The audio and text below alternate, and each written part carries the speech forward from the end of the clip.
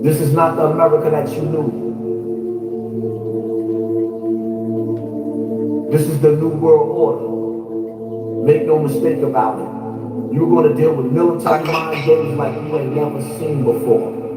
You're going to see shit that you ain't never seen before. You got to stay focused to see through the bullshit. Don't let these people lead you like a dog on a leash. You are not a horse.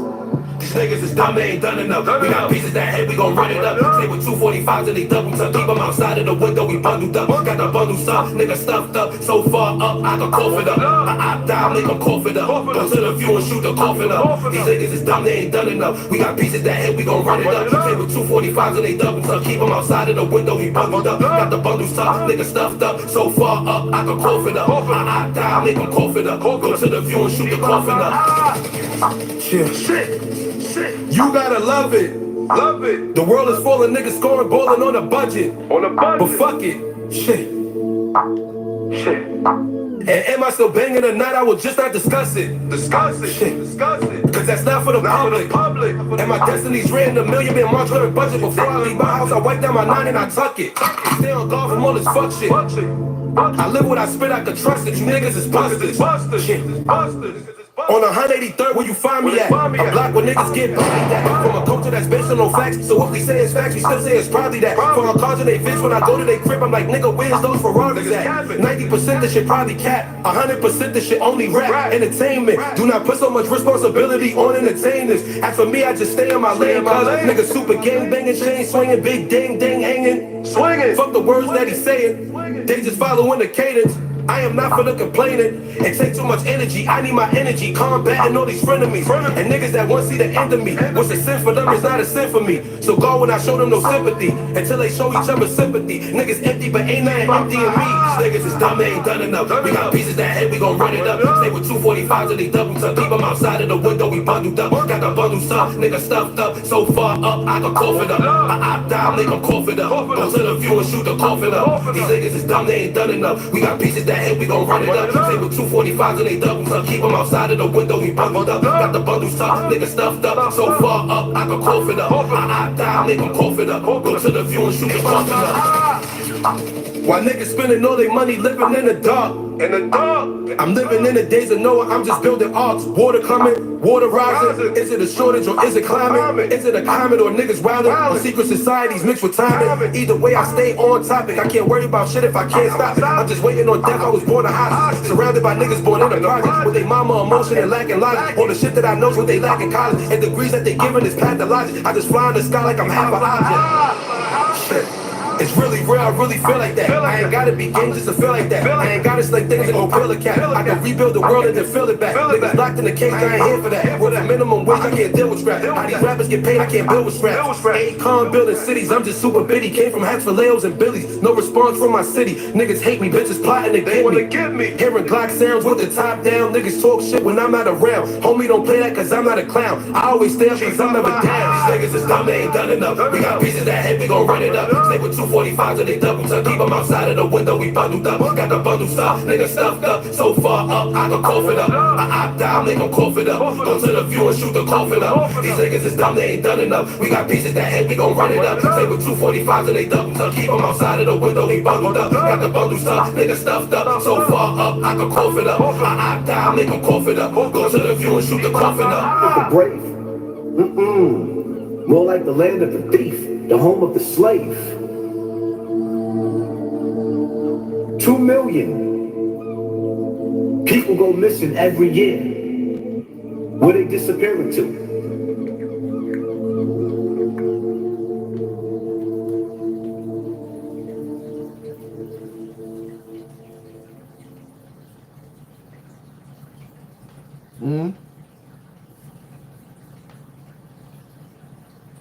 Y'all already know the rules.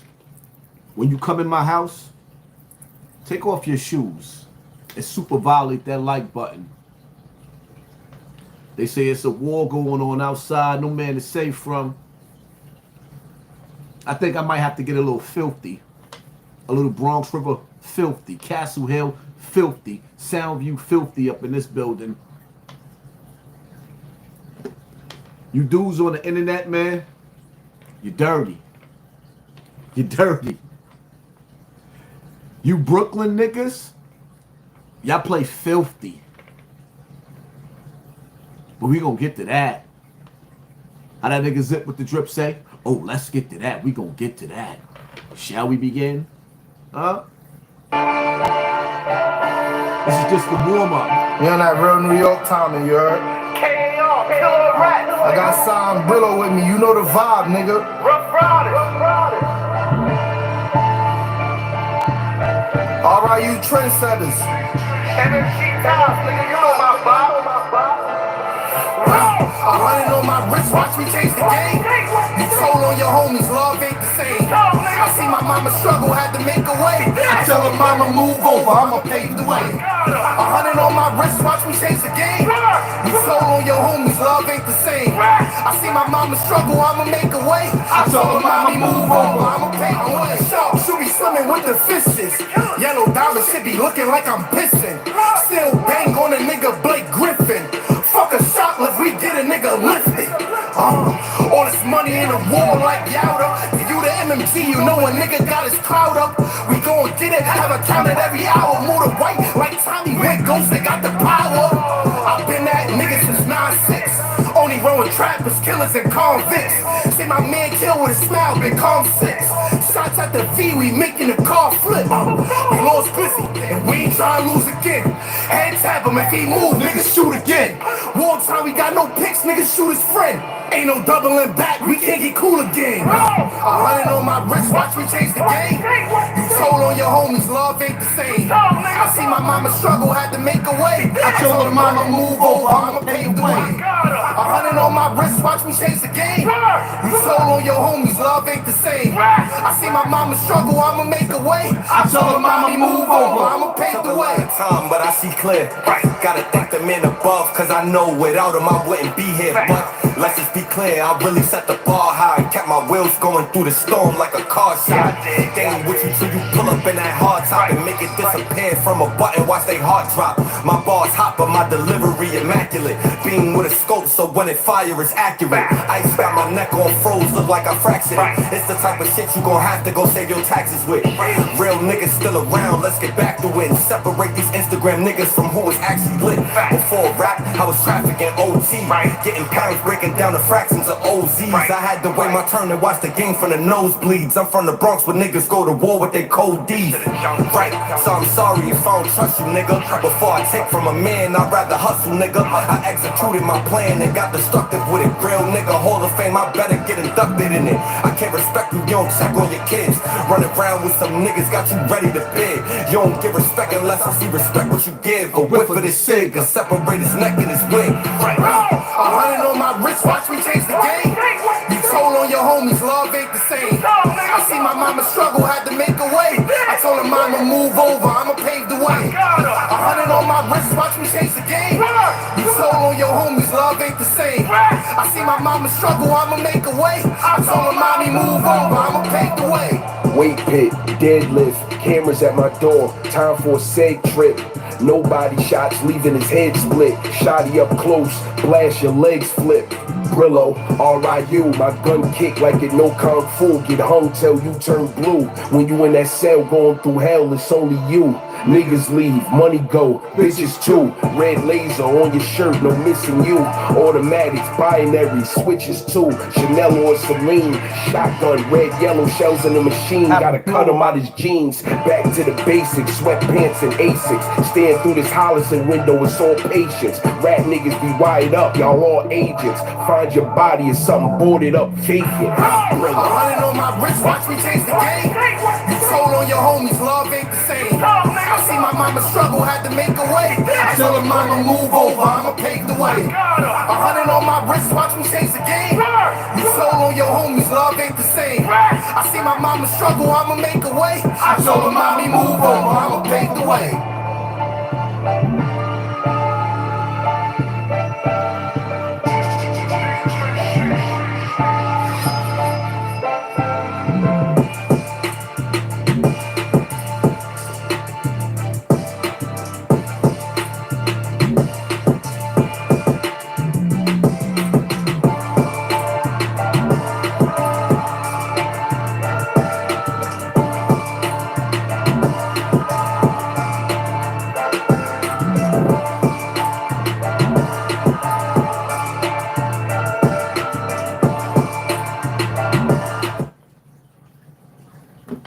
Let's cut the music.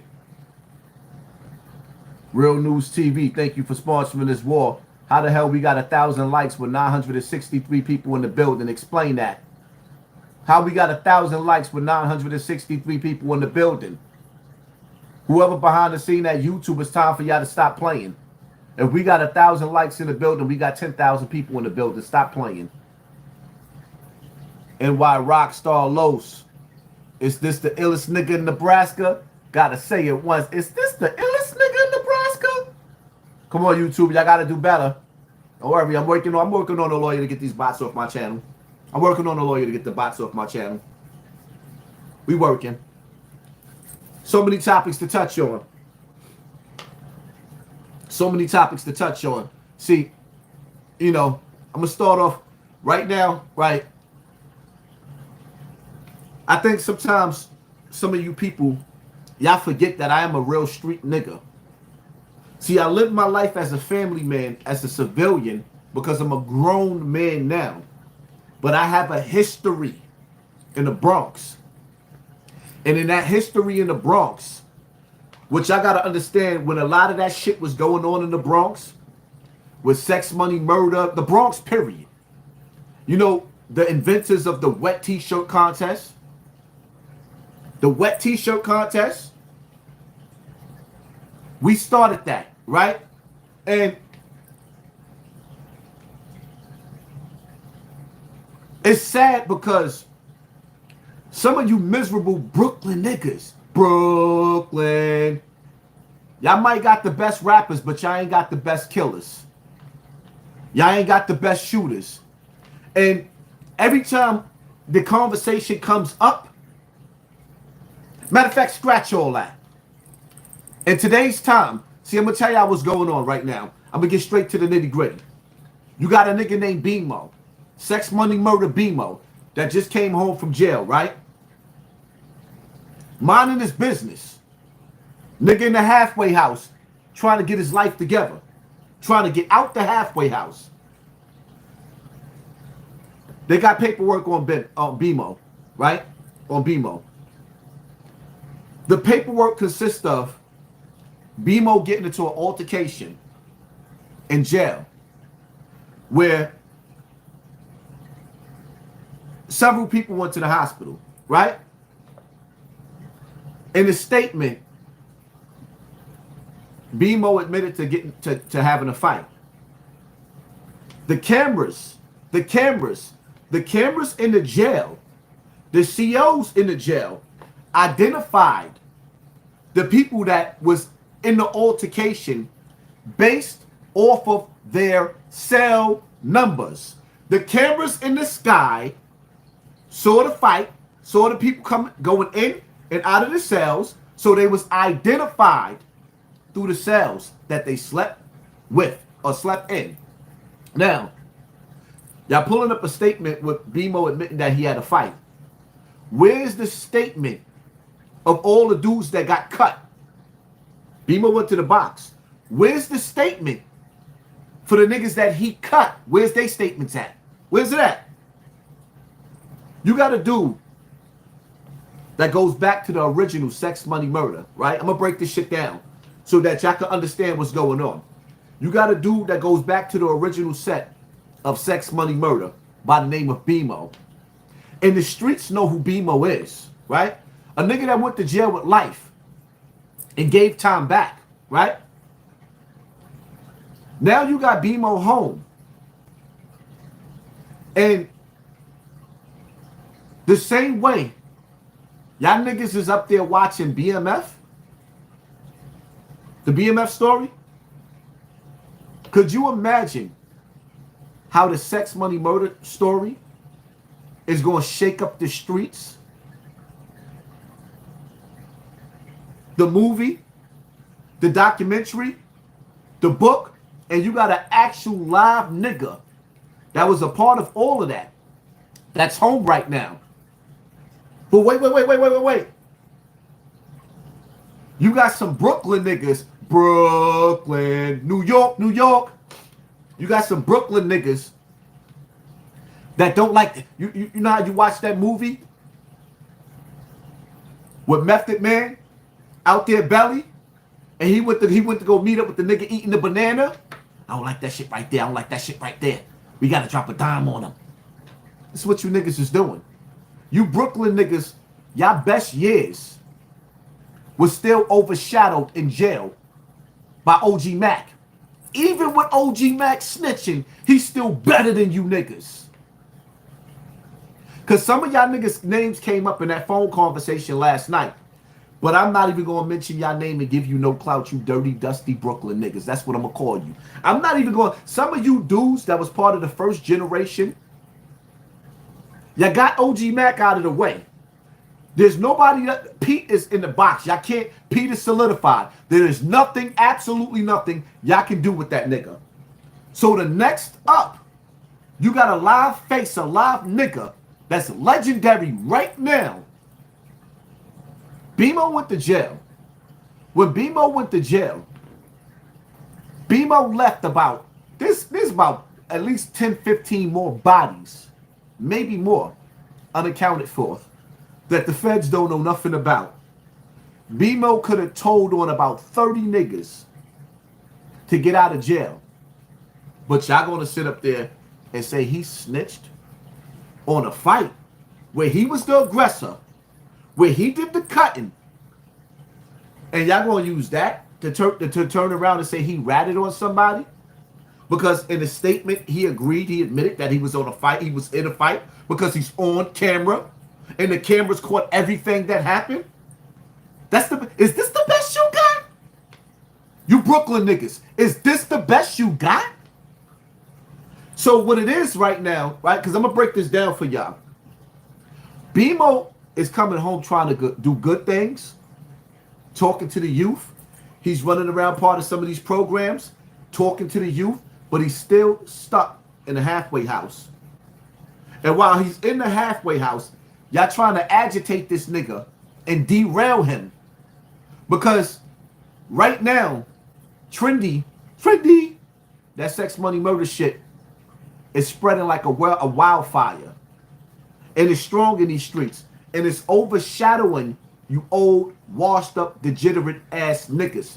So as Bemo starts to progress and what he's trying to do out here with the documentary, with the movie and everything that he's trying to do, you washed up old blood niggas that nobody knows your story. Y'all just tell a couple of stories. I might have did this to this one in jail. Might have did this with that one. I might have chased La Brim. Whatever.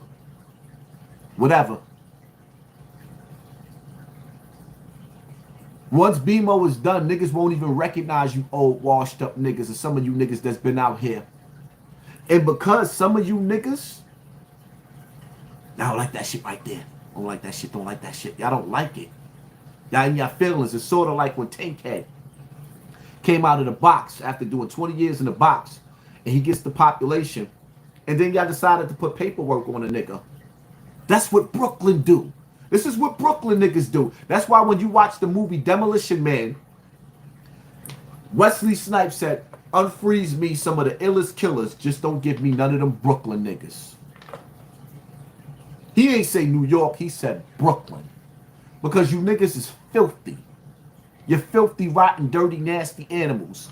To actually take a nigga that did his time, barely made it out of the belly of the beast, and go sit up, and on top of the fact you took a nigga, which y'all not realizing, when Bemo did what he did, there was niggas that's out here right now that's ready to do interviews to break this shit down, what really happened in that jail with Bemo. Y'all gonna try to turn him into a rat?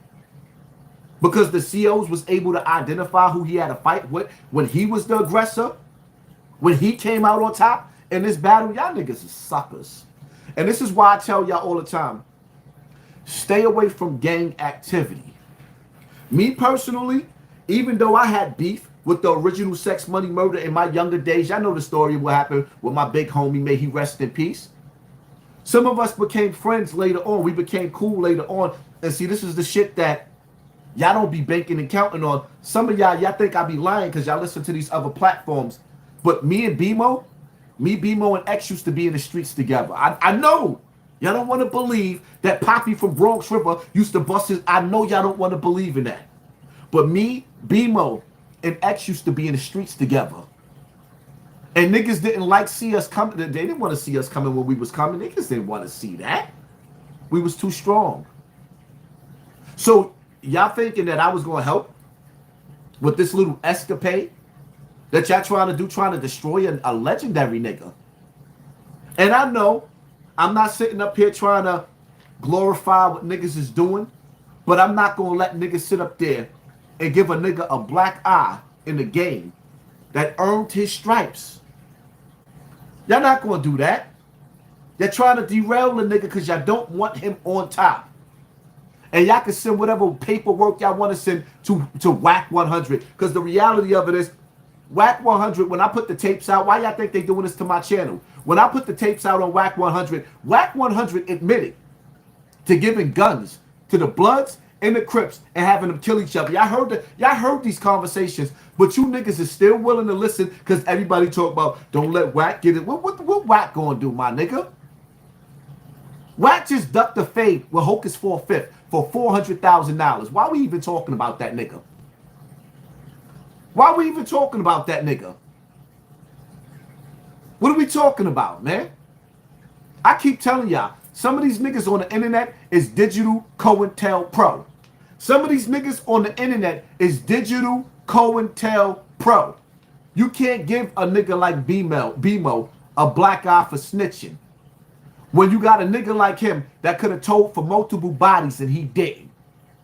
His John Hancock ain't on one statement. We ain't gonna use no piece of jail paper where he had a fight and he cut 7 niggas and y'all gonna turn around and make him a snitch after he stood tall. Undefeated in the streets and undefeated in jail and ran some of them jails. And instead of y'all being real talking about, nah, this came from Trendies. No, it didn't come from Trendies. Matter of fact, I don't bite my tongue. One name that did come up last night, I don't know what part you playing at Shockwell, but your name came out last night in that conversation. Niggas try to take your name back after they threw your name out there. Oh, we gotta check back with Quell. Why would y'all have to check back with Quell? Shockwell about paperwork on Bemo. Can somebody explain that to me? Why would China Brim have to check back with Shockwell? And then try to switch it up. Oh, Don P. Why is Shockwell name coming up? Was CK name gonna come up next too? I don't know. I'm just saying. I wasn't there, Shockwell, but your name came up last night. And it's just weird to me how a Brooklyn nigga is always trying to put out a Bronx nigga light. Something just ain't. Nah, we not doing that, man. Bemo had to walk through fire. He put himself through the hellfire. But he stood tall in that hellfire, and I'm not letting y'all niggas do that to him. I'm sorry. Ant-Man, salute Hassan. Hypo, little man, hard. Great birthday.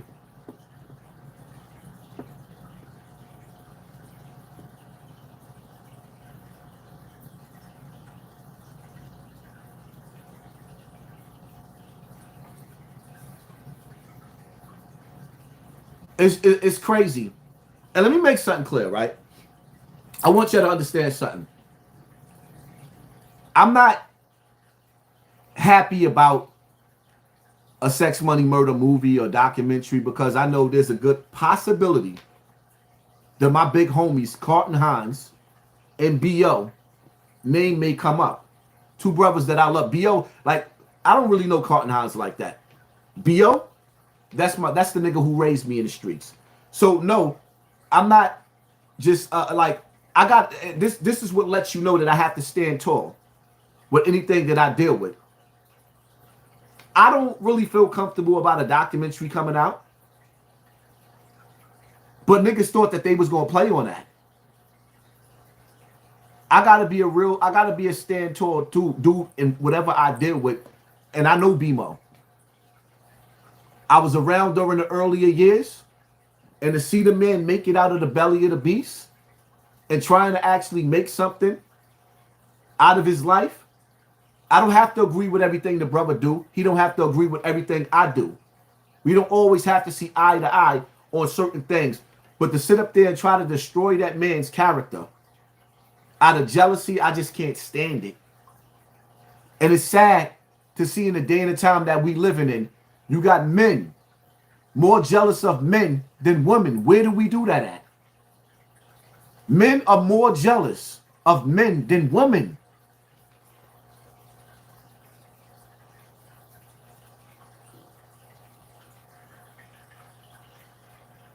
I mean, y'all got to get out of y'all feelings. Y'all see, a Bronx nigga got the city on lock, and he ain't even trying to have the city on lock. The nigga just trying to get out of the goddamn halfway house. And y'all niggas, what y'all doing, y'all trying to agitate this man and bring a negative energy. He ain't even fully make it out of jail, and this is what y'all doing to him? Then you niggas be sitting up there bragging about how y'all be getting, y'all got niggas that's already in jail. You got dudes in the street that got niggas in jail like La Bren and all these other niggas. Y'all got niggas in jail getting more time in jail, and y'all on the streets, but y'all calling niggas rats. Like, nah, that's not gonna work, my nigga. Some of you niggas is digital COINTELPRO, my nigga, and what y'all doing, what y'all doing is diabolical. Me, personally, I'm not gonna stand for that. It is what it is. Right now, you got a Bronx nigga on top of the game that ain't did nothing negative. All he did was come, get on the internet, and set up a camera to start his documentary and wrote his book. And y'all seeing the frenzy. Just for him giving a little 60-second clip on Instagram. A little 60-second clip on Instagram of the nigga sitting up there talking about the documentary that he getting ready to put out. Got y'all niggas sending paperwork around of a fight in jail? Oh, he's snitching. A nigga where his original crew got over 100 bodies in the street. And he ain't got his John Hancock on not one homicide. Y'all gonna try to use a fight in jail where niggas got cut. And there's cameras in jail to identify everybody that was part of the situation. This is the best what you got? That's the best that y'all could come up with. Nasty work. Y'all niggas is divas.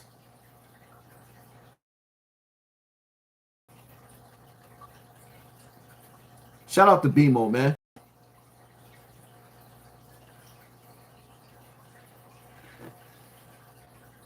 Y'all niggas is sick.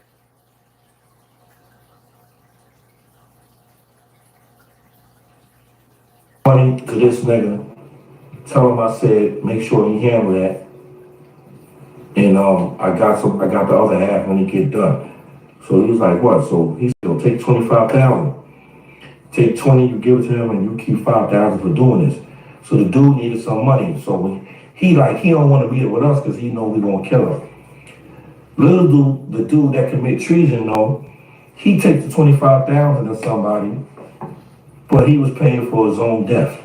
He sat there and gave the dude the 20,000, put the 5,000 in his pocket. The dude already know when he give him the 20,000, that's the money for the person he ever killed. And that's how we got to kill him. He killed him, and guess what? He went back in his pocket and took the other 5,000.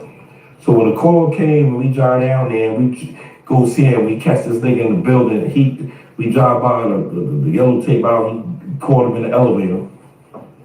I looked at this nigga Pete riding, and he just got that little grin. He said, I told you, you ain't gonna never be able to top this. And I said, boy, I'm trying my best. But that's how your man Pistol Pete rolls. And that's just what the SWM, Sex Money Murder Chronicles for the day. This money to this nigga. That shit got y'all niggas in y'all feelings. Y'all hate seeing a Bronx nigga on top. Get used to it. Y'all been seeing me on top. Get used to it. Y'all gotta get used to that. Y'all gotta get used. You Brooklyn niggas gotta get used to seeing a Bronx nigga on top. You gotta get used to it. I know. Y'all don't like it. I know. But we gonna shine. We put in our stripes in these streets. You niggas is not gonna dim our lights. Like, nah, y'all not gonna do that. And y'all listening to these little clips. And y'all seeing the little clips. And y'all seeing the... Oh, my God. You seeing... Y'all mad because y'all seeing all the A-lister celebrities. All of them A-lister celebrities, y'all mad. Funny.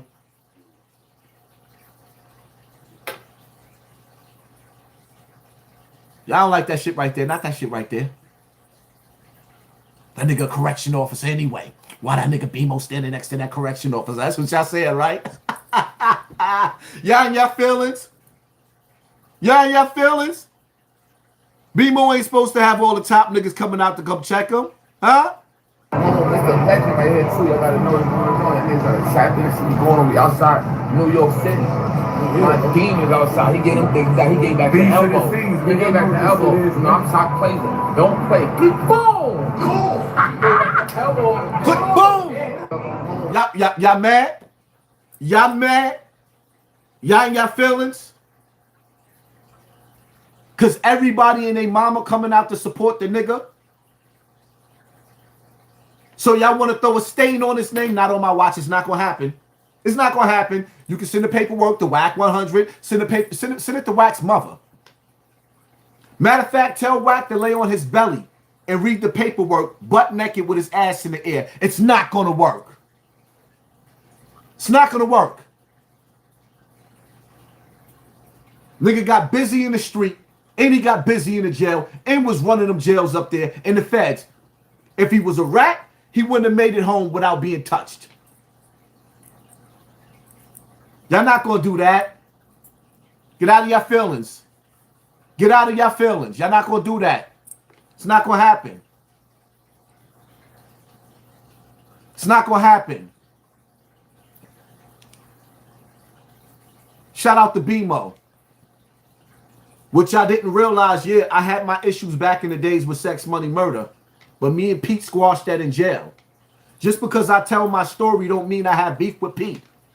Just because I tell the truth about what happened with the original sex, money, murder don't mean that I hate all of the members in there. The nigga that killed my big homie is dead. I don't have no beef with nobody else. And I'm not going to let y'all do that to Bemo. Nigga, me and Bemo stood toe-to-toe in these streets. Me, Bemo, and X, my nigga. Oh, so now y'all mad because there's another nigga, an official nigga, that can actually vouch for me in these streets because I'm just the big YouTuber. Matter of fact, you're right. I am the big YouTuber. I'm the homebody. I'm the daddy. I'm the civilian now. I don't play by street rules no more. I play by my rules. Nigga, I do you dirty. I don't play by street rules no more. I do you dirty. I play by my own rules. I'm a family man, but I'm not going to let y'all give this nigga a black eye. I refuse to. I know, I understand some of y'all Brooklyn big homies, the founders of the blood. All you niggas got faded. All of y'all got faded. Y'all all on the internet arguing about who got faded and how y'all got faded. Now y'all want to sit up there and come up with this paperwork where the nigga stood tall in jail. All he did was admit that he was part of a fight. Okay. Where's the statements from the other 7 niggas that went to the box? Where's the paperwork? Where's their paperwork? I know. Y'all gonna hold back on that. Because the main objective is to make him look just as filthy as you niggas look. Y'all niggas couldn't even finish y'all bids in jail and walk with your head tall because y'all got faded. So now y'all want to fade him before he get out the halfway house. Talk about the trendies is not behind that. I mean, the trendies is behind it. The trendies ain't behind that. Y'all niggas is behind that.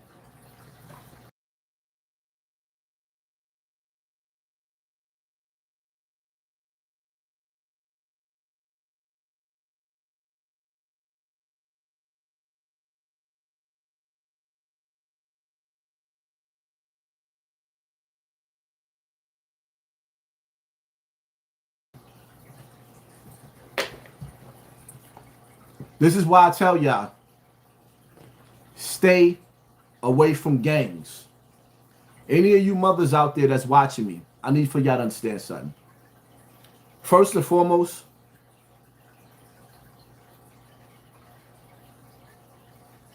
if you got a son and you love your son, get him out of the hood by the age of 12. Stack your money. Save your money. And move them to the outskirts of the cities where it's a little bit safer. It's safe to say It ain't safe outside. And what y'all got to understand is, I want you mothers to understand this, right? We as men have a gravitational pull to ignorance when it comes to that street life. And sometimes you can raise your child the right way and do everything that you can to keep your child, your son, on the right path. But when you send him to school, there's gangs there.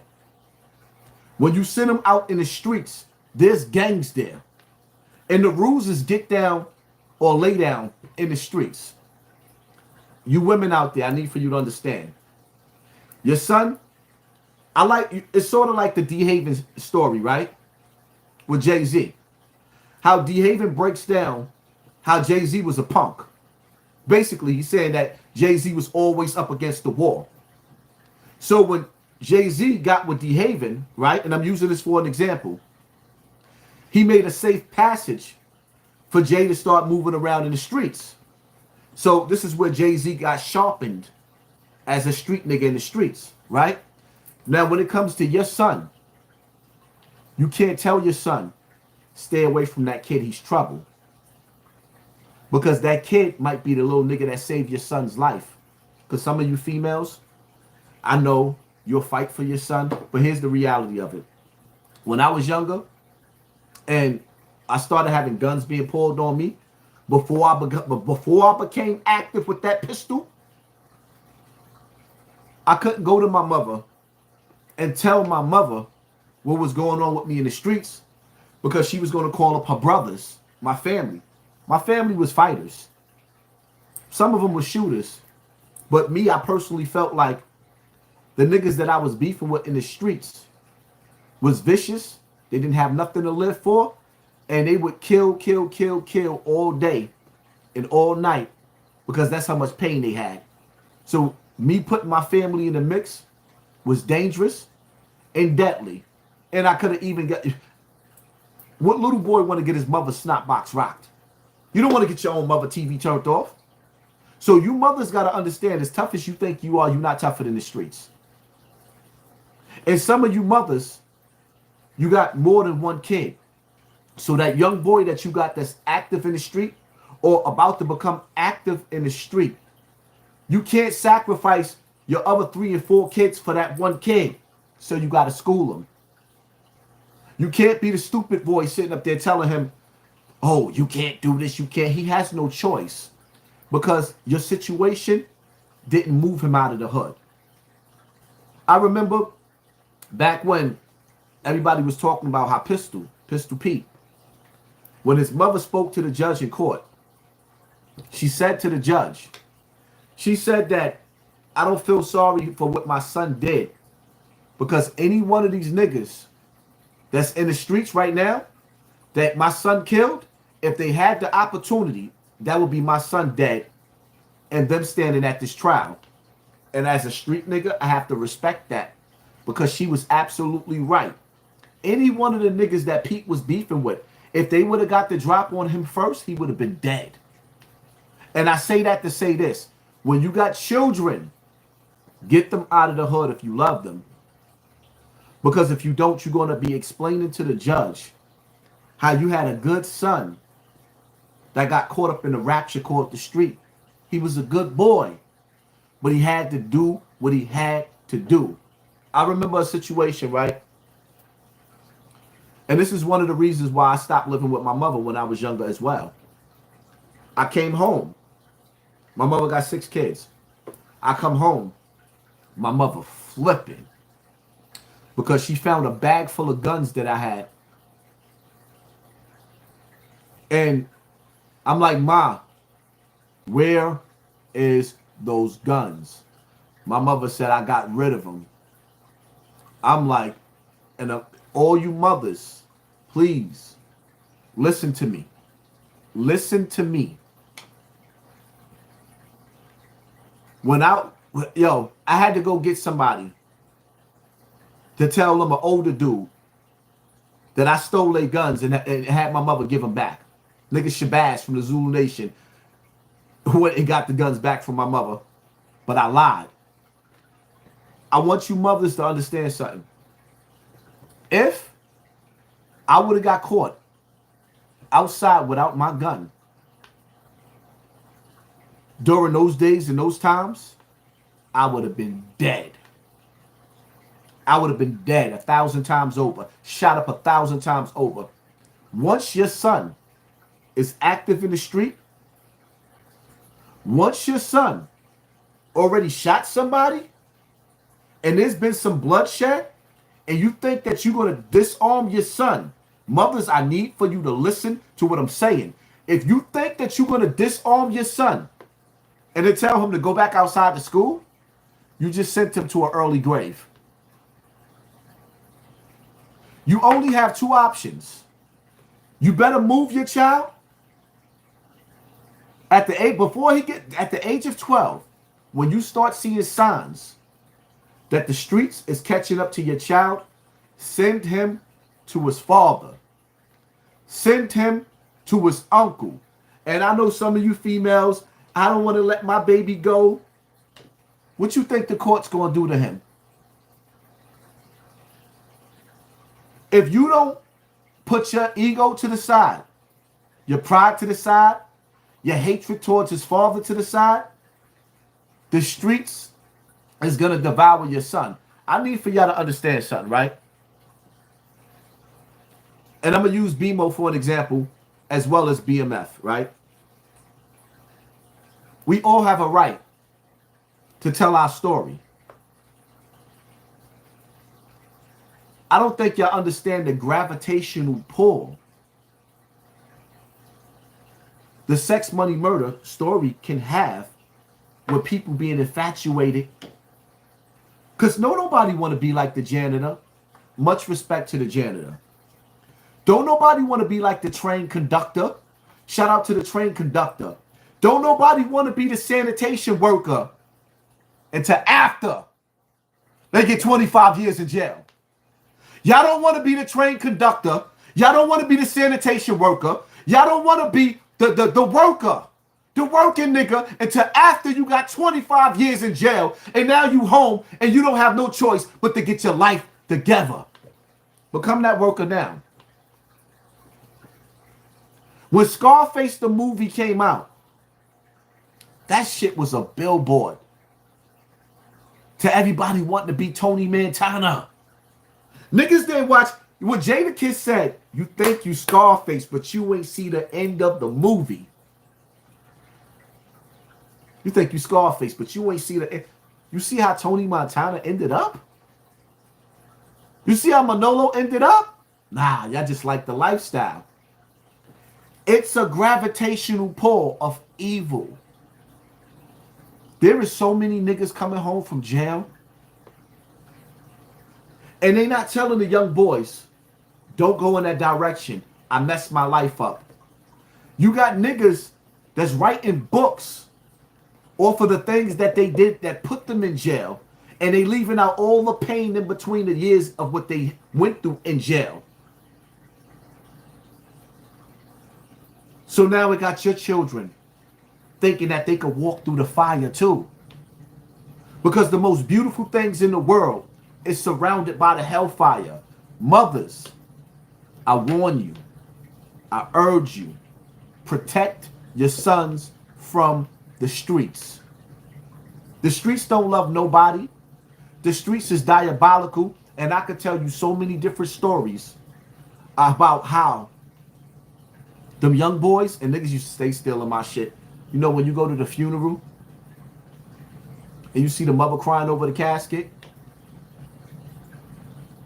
and you see son hugging her and embracing her, little Mike hugging her and embracing her, crying with the mother, and she not even realizing the same nigga hugging her at the casket is the same nigga that put the bullet in her baby's body.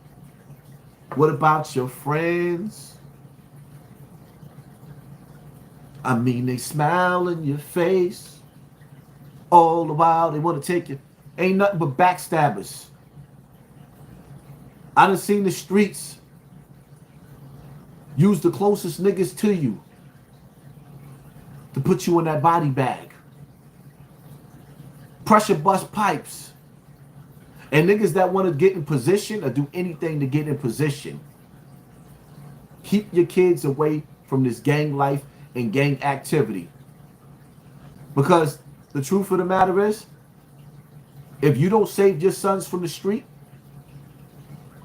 it's either going to be a pond box with some dirty, dusty niggas burning candles in front of the building, or it's going to be the penitentiary. The penitentiary, where as soon as your son get locked up, for the rest of his bid, he going to have the police looking at his peek hole. I need for you to tell your son that. I need for your son to understand that, because these niggas that come home from jail, they don't ever talk about how the police, the correction officers, is going to be looking at your son, his peephole, his starfish, his doodle hole. When your son goes to jail, you got correctional officers that apply for the application, applies for the job, because their favorite moments in the penitentiary is when your son got to bend over and squat in front of them. And when they tell him to cough, they looking for your son's boo-boo hole to jump. They looking for his asshole, his doodle hole to jump. What mother wants that for her son? On one side, because I got to break this shit down, you have a correction officer that can't wait for your son to take butt-naked showers and bend over every time he go to a visiting floor, every time he go to the yard and come back in for the yard. He has to bend over and open his sheets up and just hope he ain't got gas at the moment, because he might fart in the CO's face. Are you not entertained? We different around here. Mary, God bless you, Haas. Thank you for sponsoring this war. Appreciate you, family. If the super chat ain't working, my cash app is $HASSAN Campbell. You already know the game is rigged. Please sponsor this war. Because when I talk about topics like this, y'all got to understand something. I put my family's life in jeopardy and mine, but I ain't scared of none of you niggas. I'm a Bronx nigga. I'm not scared of none of you niggas. And I know I got a habit sometimes of saying names. It's just that it's crazy how y'all Brooklyn niggas' names started coming up in this situation. And I know your name ain't supposed to come up, but China slipped and he said your name, Shaquell.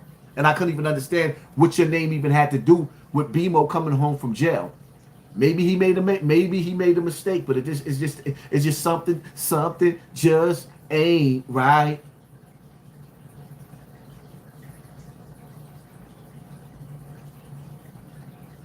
And I say that shit again. It's just crazy how when Blue Boy first came home, I seen Bloods dogging each other all over the internet.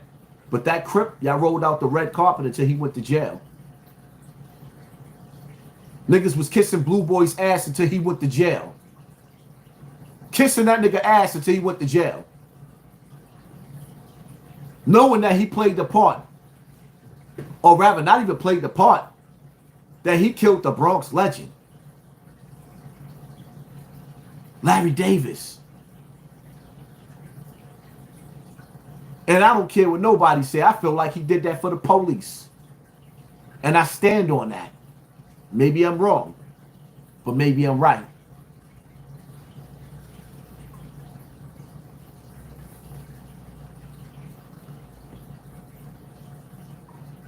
Mothers, get your sons out of the hood. I know it may hurt to let your son go, but you got to send him to his uncle.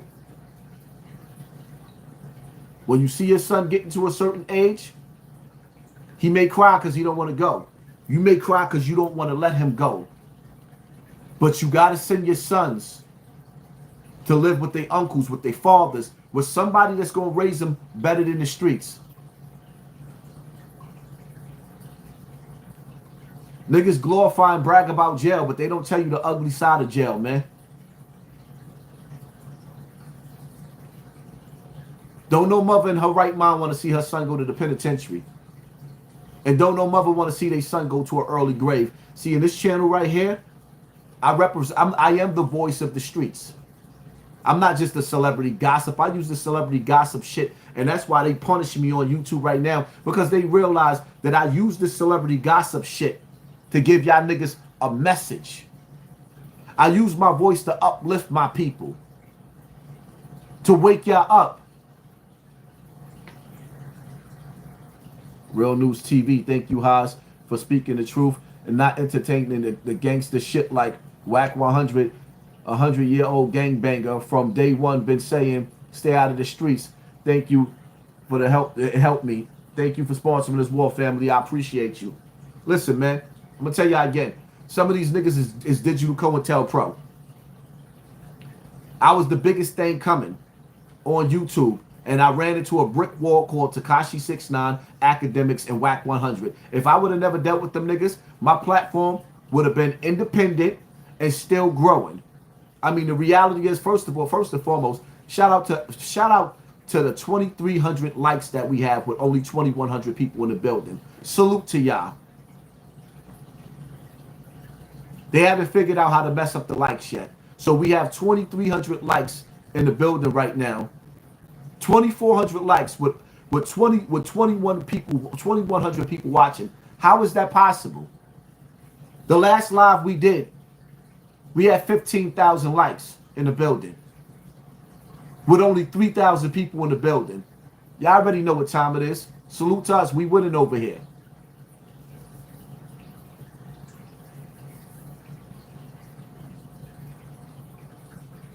Now let me address something else real quick.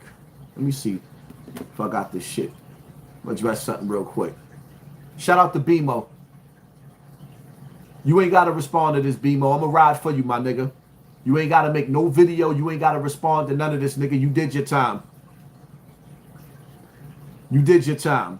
Shout out to Bemo. I'm not gonna let y'all niggas get that nigga a black eye. I know y'all thought. I know y'all thought I would. But how Gilly daughter song, she be singing that song, you must got me fucked up. Yeah, you must got me fucked up, my nigga. Y'all niggas got me all the way fucked up. All right, let me find this. Let me find this post. Where's that? Where's this post at? Address this clown ass nigga real quick.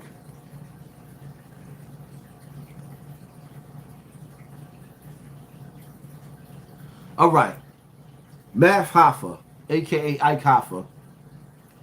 After losing my closest, oldest brother to cancer, this hit me harder than I let people know. Hands is my brother. As hard-headed as me and just as prideful. He's been fighting quietly. But it's time to push pride aside and reach out to those who love us. I say us because if you are Math Hoffa supporter, I'm asking you also to help my brother in a time of need. He's the only one who pushes me in the studio because I always acknowledge how incredibly talented he is, but he is also part of my family. Please send your hope and prayers to help light up the dark times we are fighting. Greatly appreciate you. Positively, we can use the fuel to fight the fight. Thank you. Now, we go to this other device real quick. Because I wasn't going to say nothing until he said this slick shit. I wasn't going to say nothing until you said this slick shit.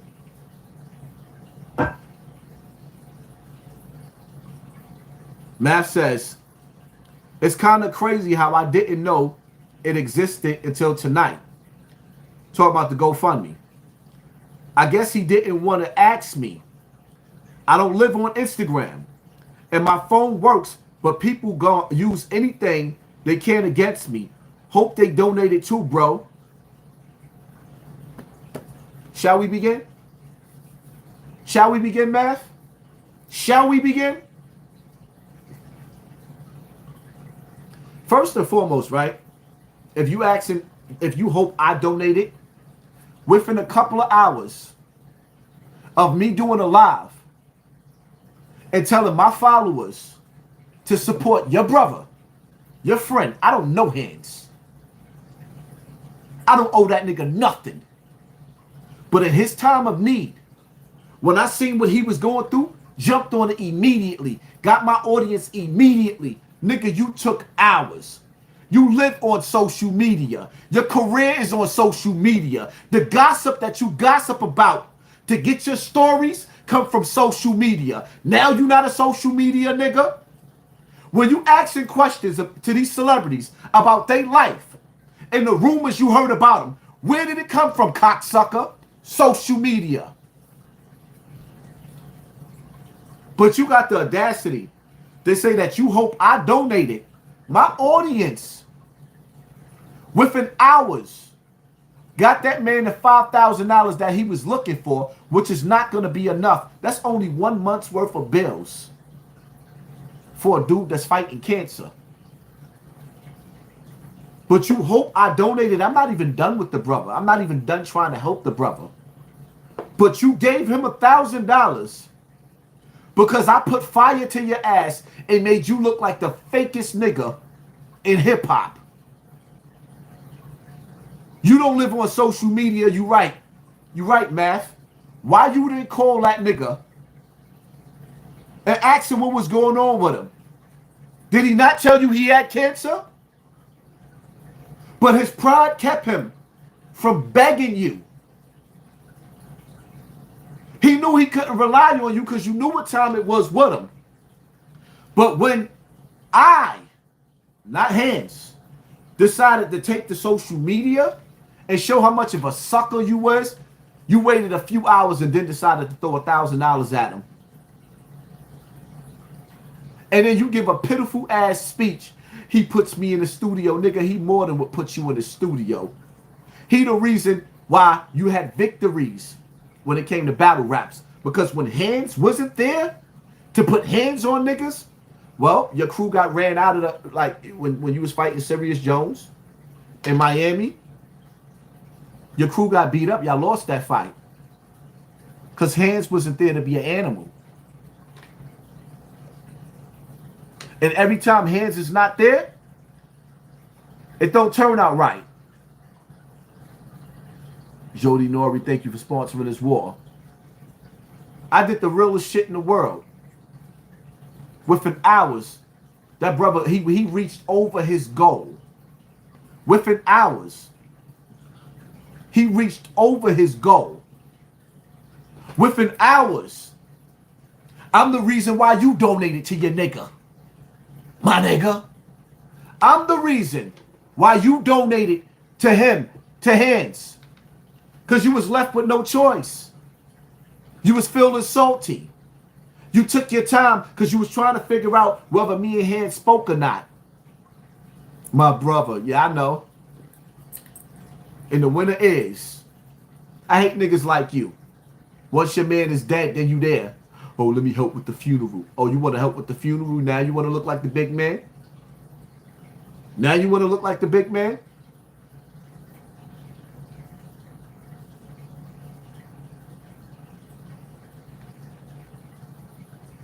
Yeah, they trying to say Bemo a rat, but he not a rat.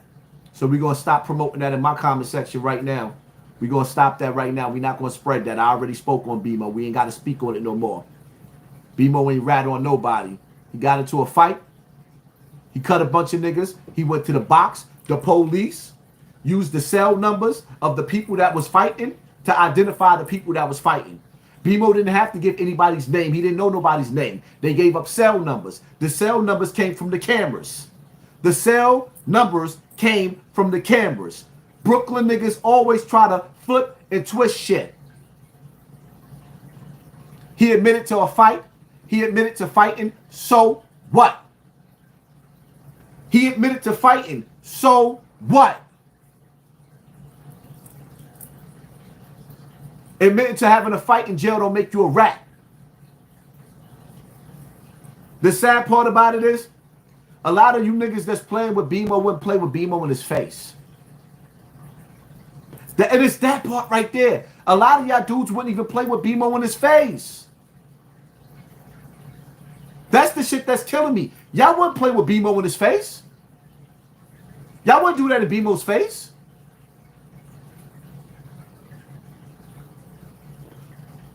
Y'all wouldn't play with Bemo in his face like that.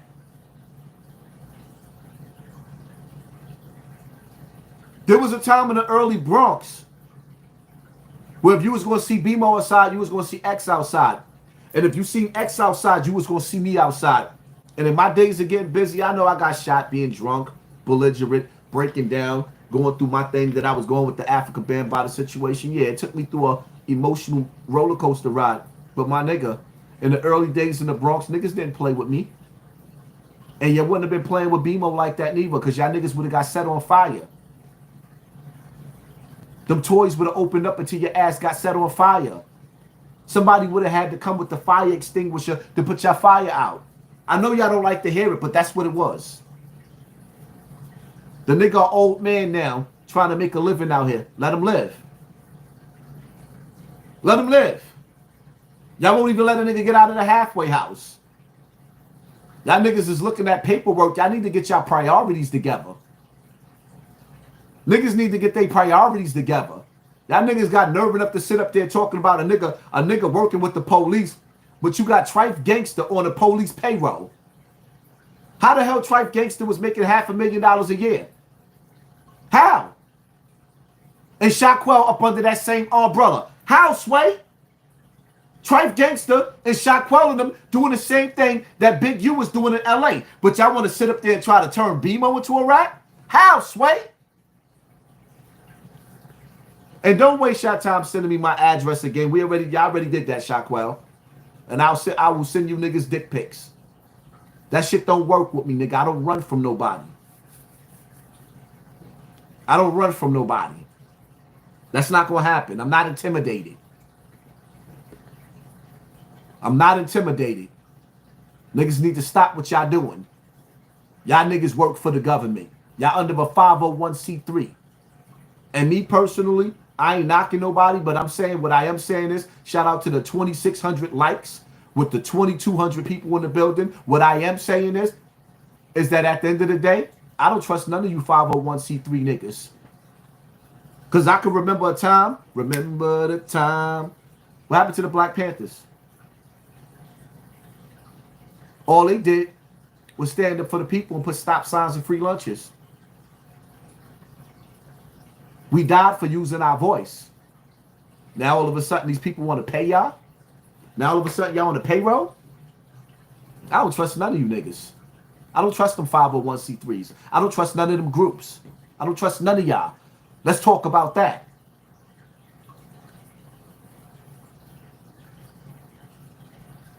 But shout out to the dudes that is coming home and joining groups like Guns Down, Gloves Up, and trying to actually work with kids and shit like that. Shout out to the niggas that's going to Rikers Island, that's trying to speak to the dudes that's locked up and trying to get them to, change their life. Shout out to the dudes that's actually trying to do good work.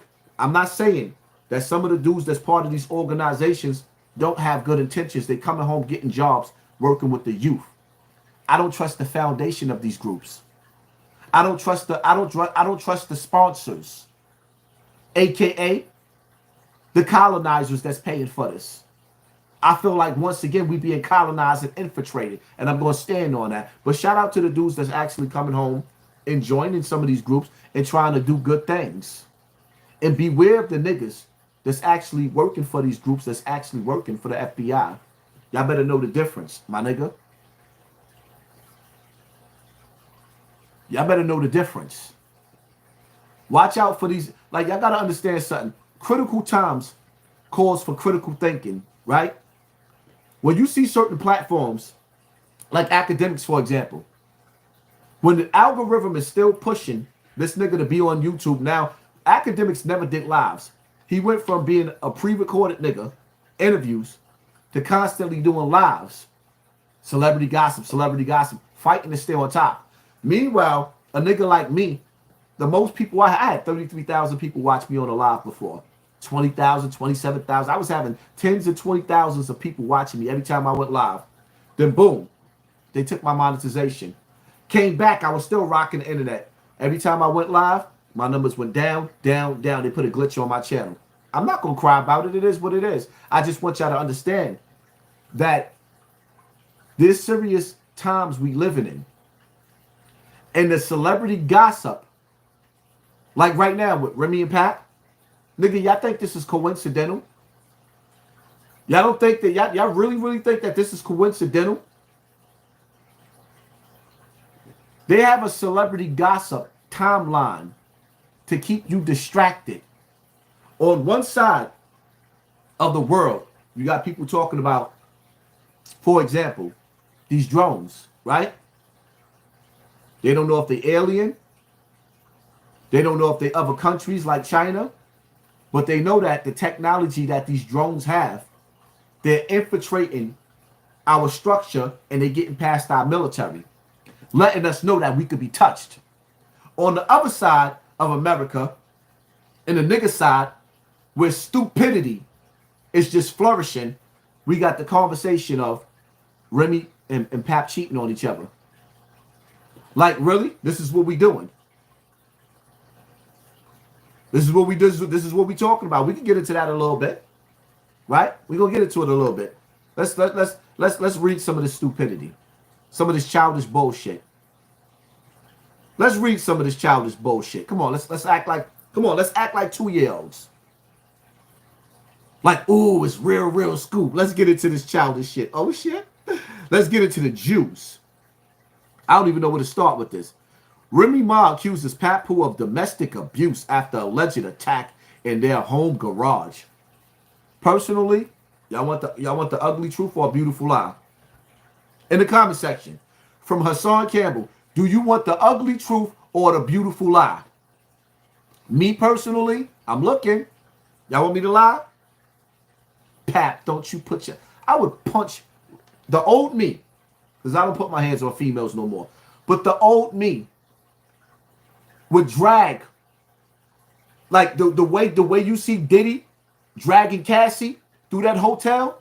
See, Cassie is docile. She a little punk bitch. But Remy is one of those big mouth bitches that'll jump up in your face, that'll tell you to suck her dick and talk about your mama, your dead mama. Remy's one of those chicks I'll punch dead in her eye. Dead in her eye. Because you can't play with a chick like Remy.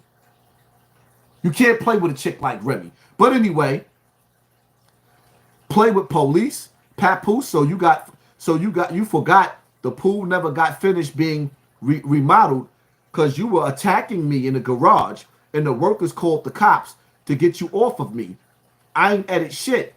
Next is the audio and video. Effing liar. So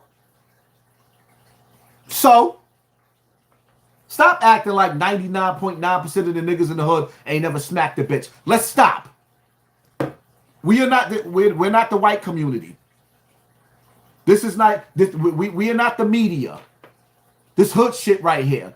This is not that Chris Brown shit. We go through fights, and you know what happened? After we have fights, we go in a room, baby, I'm sorry too. And now we having sex and we making up. That happens. Don't take what I'm saying the wrong way. I'm just using me as an example. I would be the biggest hypocrite to sit up here and say that I ain't never put my hands on no goddamn female. I stand tall on my shit. But the reality of it is, see, what I hate about this situation with Pap and Remy is the fact that social media is so dirty. It's so dirty that any chances of Pap and Remy having to say, yo, you know what? I still love this girl. There's still some love here. Or Remy saying, I still love Pap. There's still some love here. You backstabbing vultures. You gossiping gossipers. Y'all love the juice. Y'all love this juice. I hate to see families break up. And any man out there that knows, you put your hand on your girl, right? You got mad. You smacked her. Her family's in the business. Her friends is in the business because you put your hands on her. They got every right to be in the business. But you upset because you know that you got angry and you wish that you could take back what you did. You love your girl, but everybody is in her ear. You need to leave that nigga. He ain't got no business putting his hands on you. Or telling Shorty, you need to leave him. You need to leave him. You need to leave her. Meanwhile, as they trying to figure their shit out, y'all not even giving them time. This is what social media has become. It's filthy.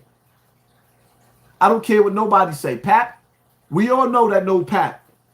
Pap is working for them corporations and he's on top of the music, the music industry right now with the streaming, right? He has a job. He's a president. He's making money. Pap don't have to live with Remy. Pap is still in Remy's house for a reason.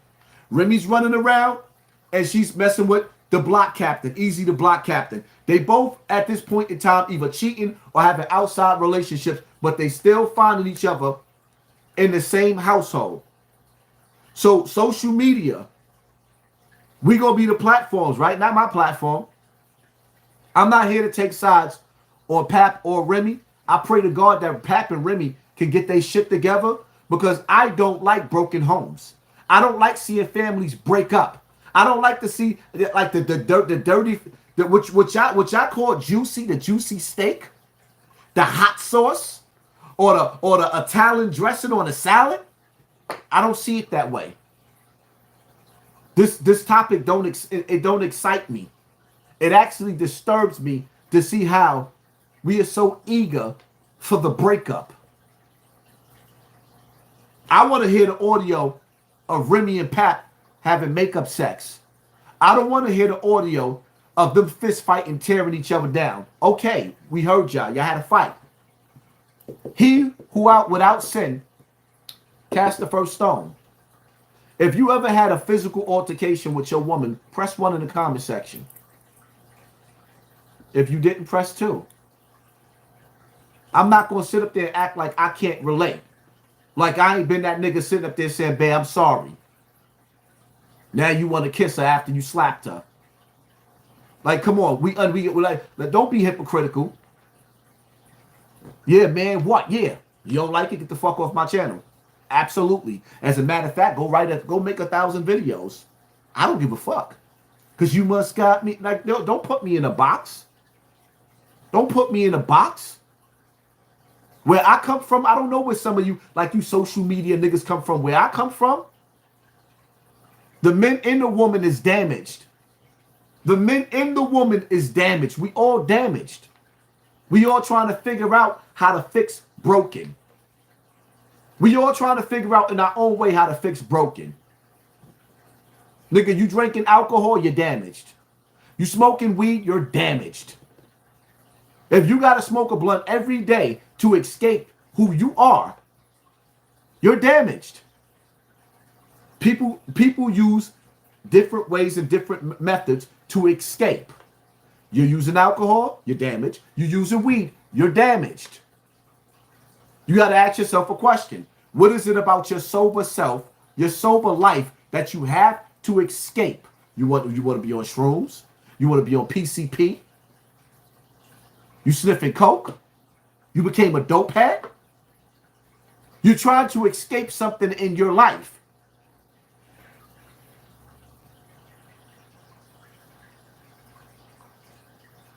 Man, Lily, get your punk ass out of here talking about no, you are not. We can be relaxing and alleviate pain. I know some good sex and a good massage can be relaxing and alleviate some pain too. The hell out of here. Don't nobody want to hear that shit.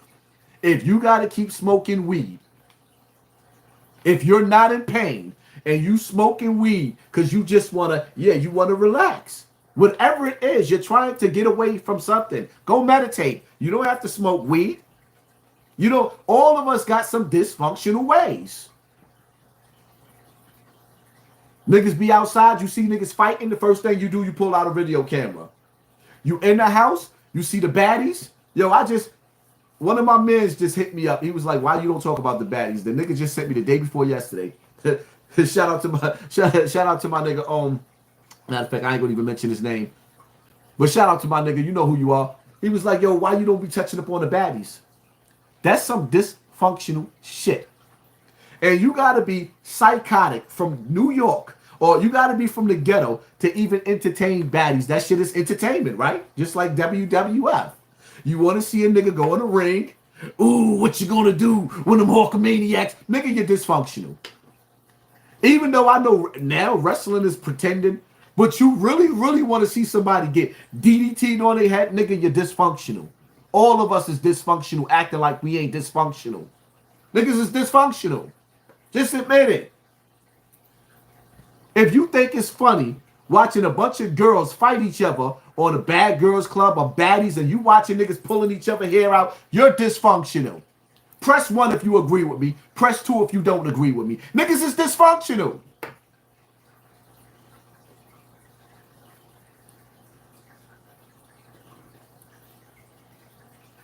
Yeah, all right. That's all right. I see a lot of ones in this bitch. Everybody can't be wrong. Cause you just got me fucked up. Nah, man, I'm not gonna be the nigga sitting up here trying to tear Remy and Pap relationship apart. I hope they can fix their shit. I hope they could, because the reality of it is, when somebody get in your business and they sitting up there telling, girl, you need to leave, boy, you need to leave. Like, in some cases, they might be right on the advice that they're giving. They might be right. But at the same time, when you got two people that love each other and they trying to fix whatever they going through, that shit ain't cool. And this social media shit ain't cool neither. It ain't cool. Now Remy with another, playing with Easy or whoever else she's playing with. And she's accusing Pap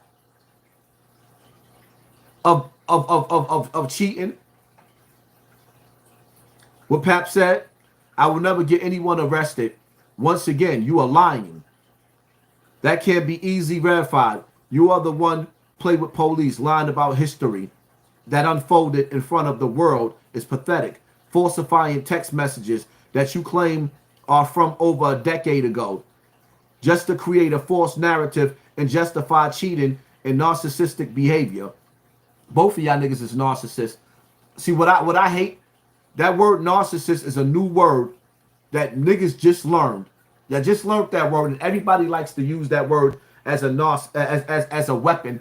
But the reality of it is, most of Black America is narcissistic, egotistical. Most of Black America. So we gonna stop sitting up there, because a lot of, especially the women, oh, he's a narcissist. Oh, nigga. First and foremost, I'm not taking no sides, but Papoose, if this is what he's seeing Remy doing, right? And it says, Papoose claimed he knocked out Remy Ma's alleged boyfriend and spent last Christmas alone with their daughter, right? While I was home with my daughter last Christmas, this is where Remy Ma was. Now that I finally moved on, she's angry and making up lies. Nigga, if you moved on, why are you in her house? If you moved on, why are you sleep in her house where she could snatch phones? Y'all still playing with each other. Let's stop with the games. Y'all are still playing with each other, and y'all got the right to still playing with each other. But the way y'all handling this shit is crazy.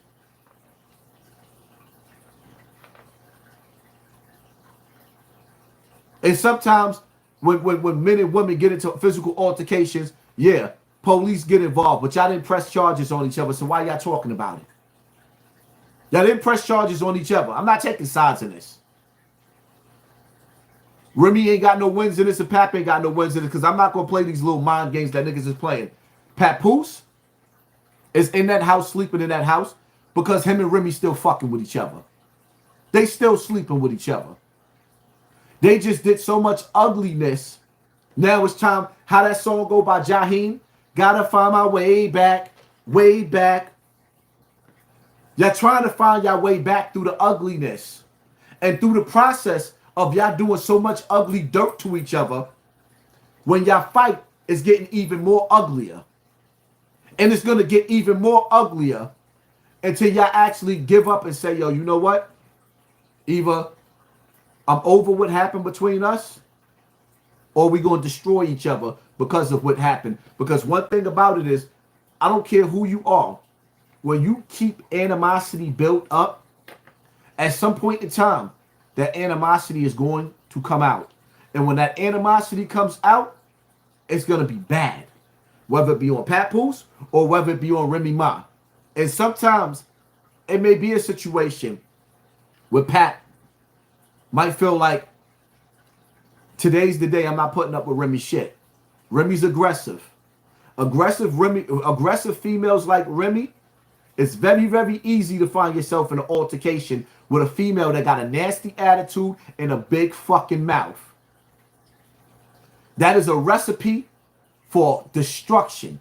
When you got two street niggas becoming street niggas, it's going to be a physical. Remy shot somebody. So you know she ain't having it. And see, the thing about it is, a female will let you put your hands on her to a degree when she loves you. She may forgive it, overlook it, hide it from her family. But when a woman's fed up and that animosity build up, and Pap, you sit up there and you let Remy get up under your skin and you lose your cool and you thinking, all right, this is just going to be me and her fighting. And she like, nah, I'm going to stick a fork in this nigga this time. Because now I hate you. Because it was okay for Remy to run around and do whatever she was doing. We're easy to block, Captain. And I'm not saying that Pat wasn't a cheater. Because one thing about me, I used to get irritated listening to females talk about Pap and Remy and look how good Pap is. And the whole time, I'm fucking with Moose, and Moose sitting up there telling me one of the beefs that started when Pap got cut. Pap was standing out there on the corner cheating on Remy. That's how he got cut. That's how that whole situation when Uncle Murder got shot. When Moose shot Uncle Murder over Papoose. Yeah, I know all about that because I fuck with Moose. I know all about that. So Pap been cheating on Remy while all these bitches been running around talking about, oh, look at Pap, he been cheating, my nigga. Y'all try to turn this nigga into a god.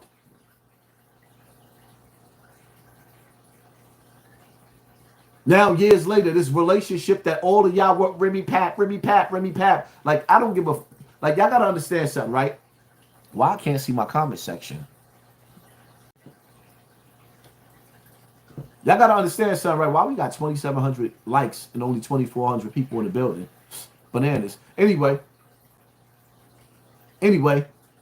what y'all got to understand is, right? Damn, I lost my train of thought. We'll get it back, though.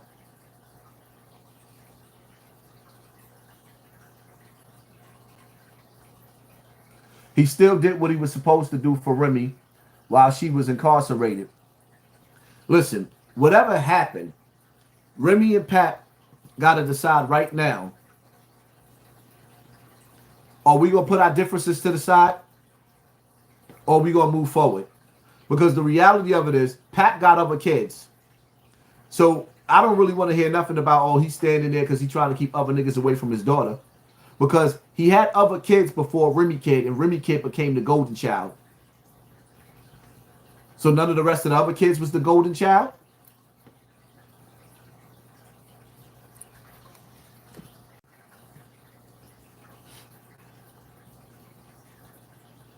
I'm just saying. Remy and Pap still smashing each other. They love each other or like each other. They still got some type of feelings. They still playing with each other. Or maybe they was just bored. But the reality of it is, now Pap got another female, that boxing female that he's dealing with. And he left his phone open, and Remy's reacting. Remy don't have a right. Well, then again, I can't tell Remy she don't have a right to react. She don't like what it feels like to be cheated on. Cheaters don't like to feel, they don't like what's done to you. You don't want, what you do to other people, you don't want done to you. This is the situation right there. Remy don't like that feeling.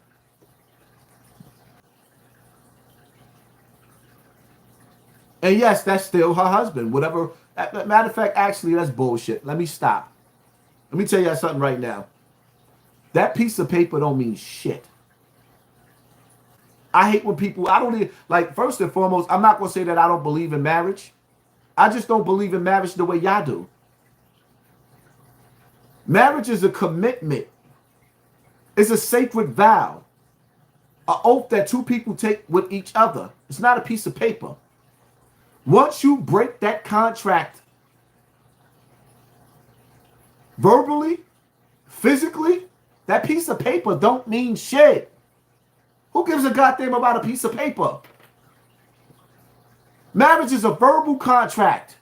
The piece of paper only protects you when you fighting over assets when somebody die. Who cares about that? We are talking about the sacred vows. We're talking about sacred vows.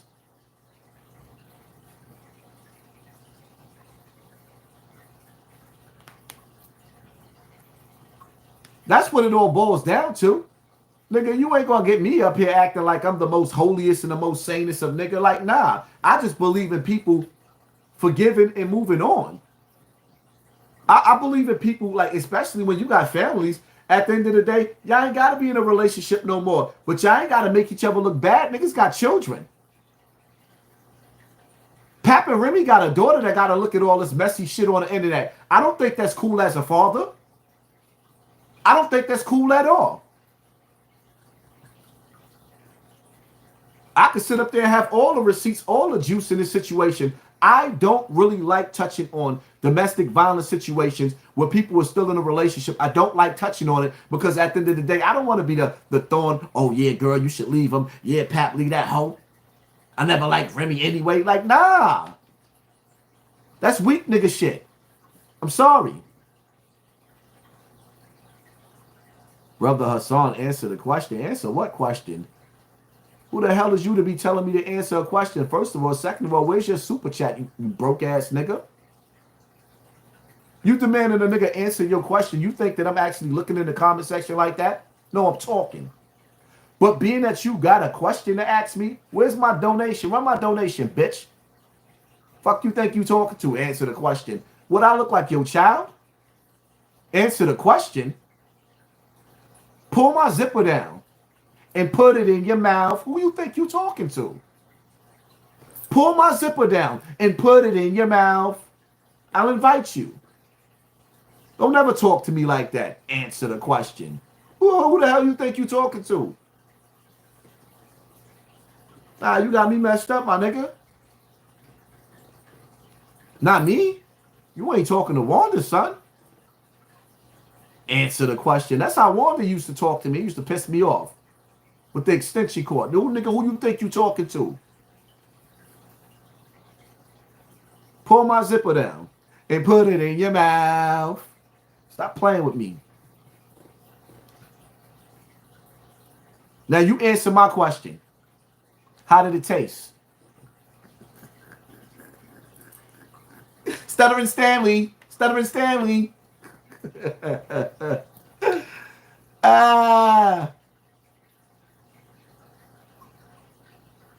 My mom's name Wanda too. Stop playing. Don't answer my question. Answer your question.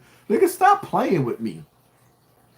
Damn, they took us from 3,000 people in the building down to 2,000. Y'all niggas is miserable.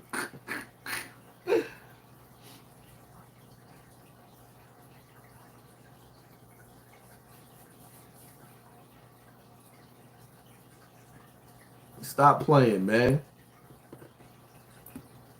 Everybody goes through something in a relationship. You got chill. That shit all over the internet is messy, man. It's disgusting. And I'm tired of black people looking like a spectacle on the internet.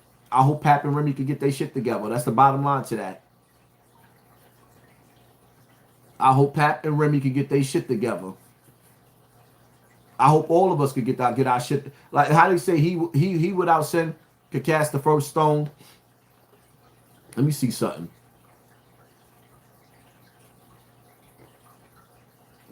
What is the divorce rate in America?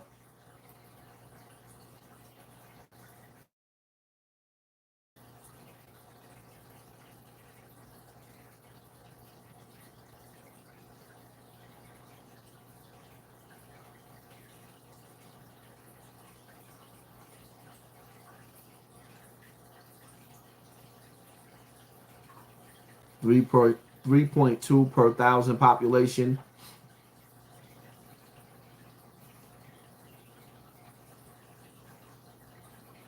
The divorce rate is high. A lot of people not even married. But it doesn't matter if you're married. You're in a relationship. You got a family. You created a family. In today's generation, in today's time, it's not urgent to be married like it was in yesterday's time. But in today's time, relationships are not they're not as sacred. Families is not black families is not sacred. The black woman is not sacred. The black children is not sacred. You know, I see a lot of stuff going on in social media, right? I see a lot of arguments where brothers is even talking about they're not giving the female nothing. Or you got brothers like Yada that's talking about the female deserves everything. Now here's my thing, right? In the hood, where I come from, poverty and pain.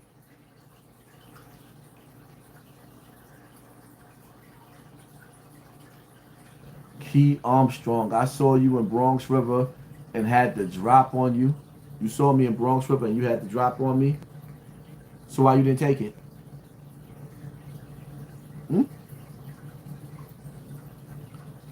The next time you see me in Bronx River, are you going to pull my zipper down and put it in your mouth? Are you going to taste my love? The next time you see me, are you going to taste my love? Huh?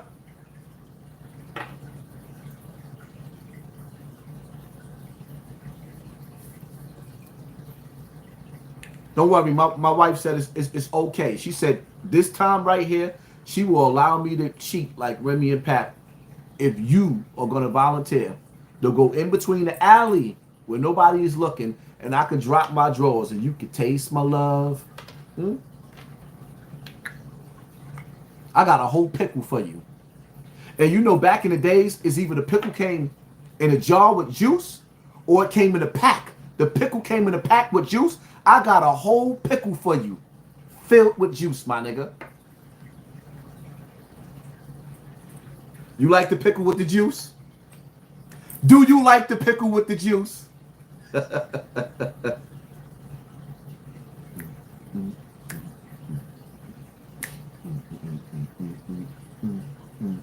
Jam on that. Yeah, more thighs and talk. And right now, I'm trying to get you in between my thighs. My pickle was in between my thighs. In order for you to get the juice out, you got to rub the friction, my nigga. You want the pickle juice or not? Come get this pickle juice.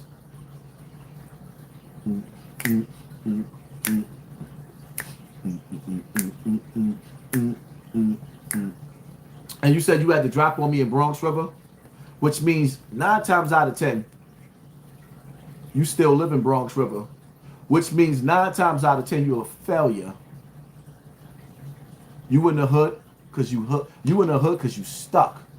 If you see me in Bronx River, 9 times out of 10 you probably see me creepy. You ain't have to drop on me, my nigga. Please believe me, you ain't see me in Bronx River have to drop on me. But you're in Bronx River because you're a failure. You can't get out. Your mother birthed the failure, that bum bitch. Your mother, that bum bitch. She failed you. And now you failing. You can't get out. That's why you still talking about Bronx River. Because you stuck there in them pissy elevators and them pissy buildings. And when you come outside them pissy buildings, the only life you got is to go stand in front of the bodega, reading the newspaper, acting like you reading the newspaper. Are you not entertained? That's what your life consists of. Stay away from niggas like that. I had to drop on you. Nigga, you got to drop on yourself. You failing in life. Where you live at, you got a loaded revolver to your own head. You failing in life, my nigga. You's a failure. If nobody else told you this, you a failure and you failing. You in Bronx River? Ooh. With the river rats? You in Bronx River? Okay. I hope you get a mop in the mop bucket and clean some of that piss out of the elevators.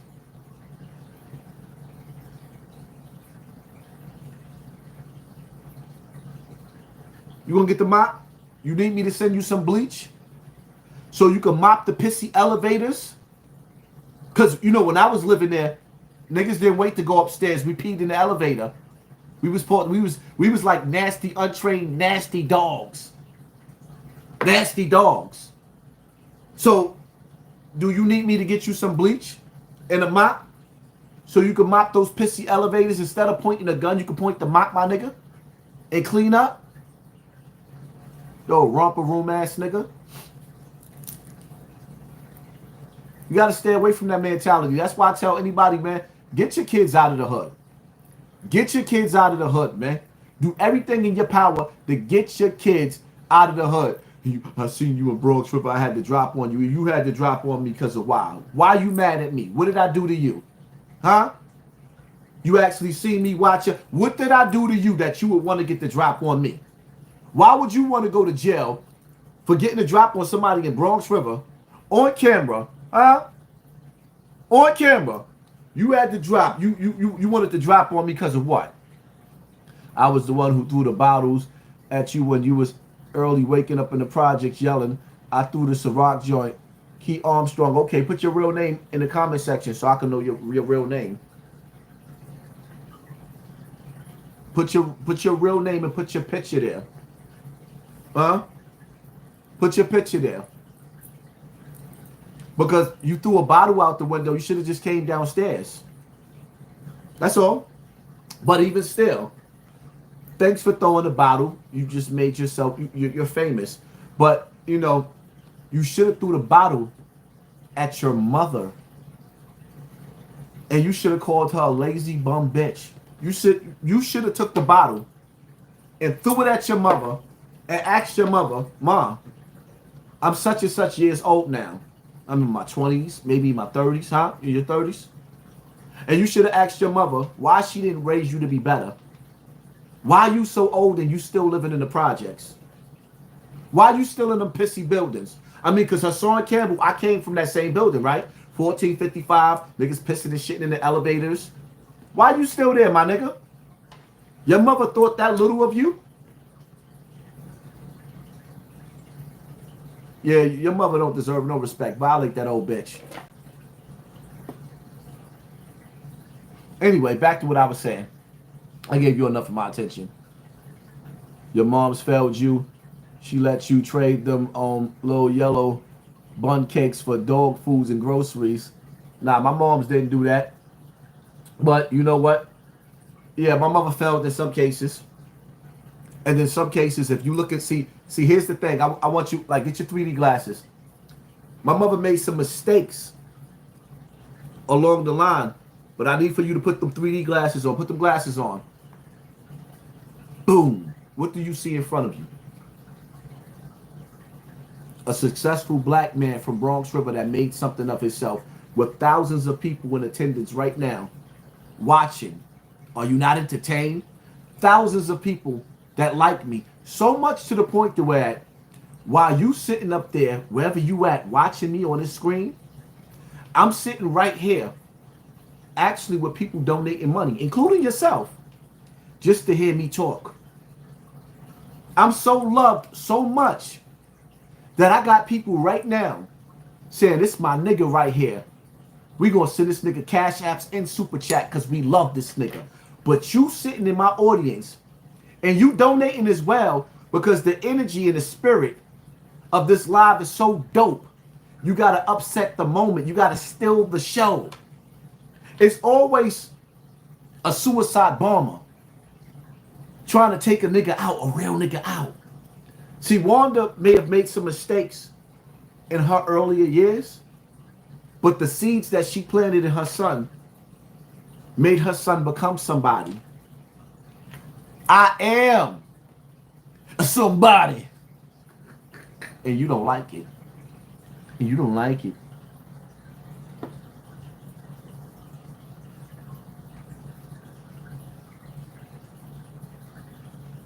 I also tried to throw the Hennessy joint at you. See, you should have told me you was throwing a Hennessy joint. I was drunk, but I needed a little bit more to drink. I would have caught that Hennessy joint. I would have caught that Hennessy joint. And I'd have been on camera drinking it while the shooters was coming. What? You should have came downstairs and threw it at me directly face to face. You should have came downstairs, not hiding behind the window. Let me ask you a question though, right? Just between me and you. What apartment did that bottle come from? What apartment? What floor? Huh? A, B, C, D, E, F, G. What apartment? What floor? That's all you got to say. That's all you got to say. And then what you do is DM me and send me a picture of you so we could confirm it.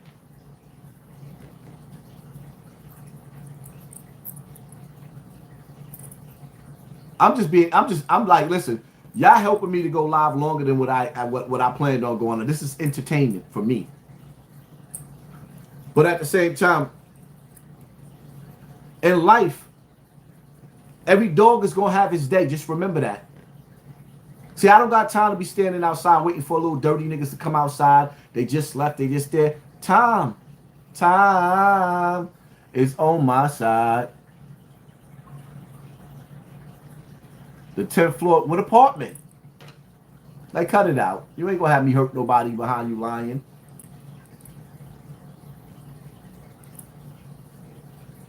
And your $1.99 is not enough. You're gonna have to put more money up in there, broke nigga. That's embarrassing. You a man and you putting $1.99 in the comment section in the super chat? $1.99, my nigga? $1.99? You a man and you put $1.99? You ain't got no dubs? You ain't got no 20s? You ain't got no 20s? Stop playing with me. Yeah, he just wants some attention. Yeah, he just wants some attention. He wants somebody to go over there to his little channel. Hell out of here.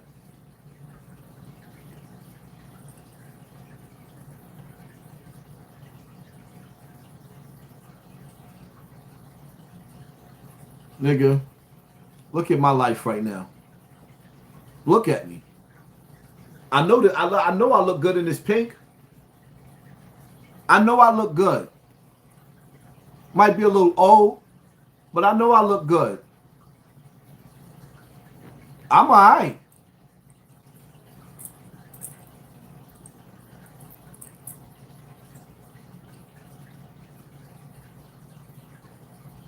Nigga said he giving you stripper money in the super chat.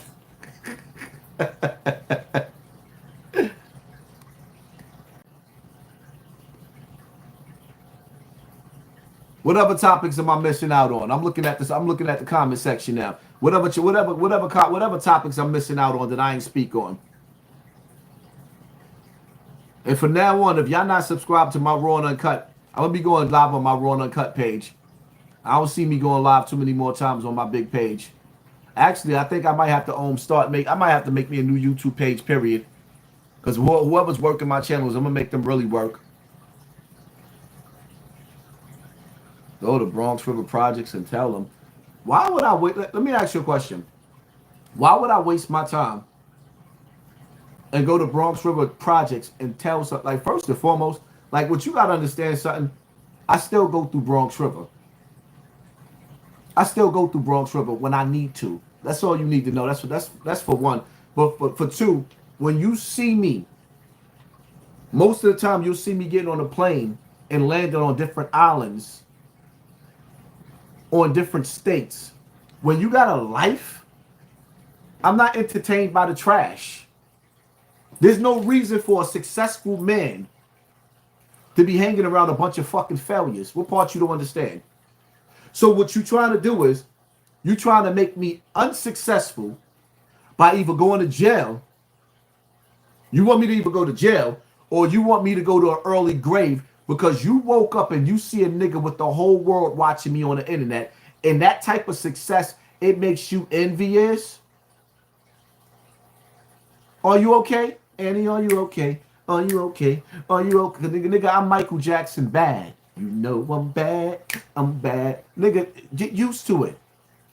No, I'm not crashing out no more. No, I'm not going to jail unless I have to crash out.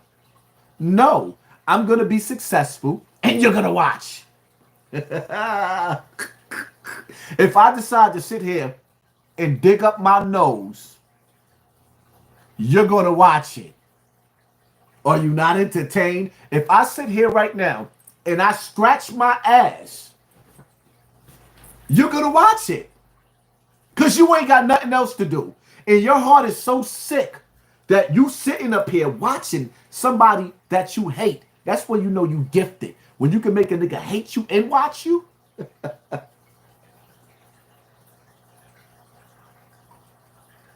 He was scared of my bottles more than the shot. I wasn't scared of your bottles. My dumb ass was so drunk. My common sense should have told me to just film away from where your bottles could reach if that was really you. But I was so drunk, I'm still standing there. The bottles are still missing me. That's how you know I was drunk. Because anybody in their right mind know that if a bottle would have hit you out that window with that speed, it could kill you or put you in a coma.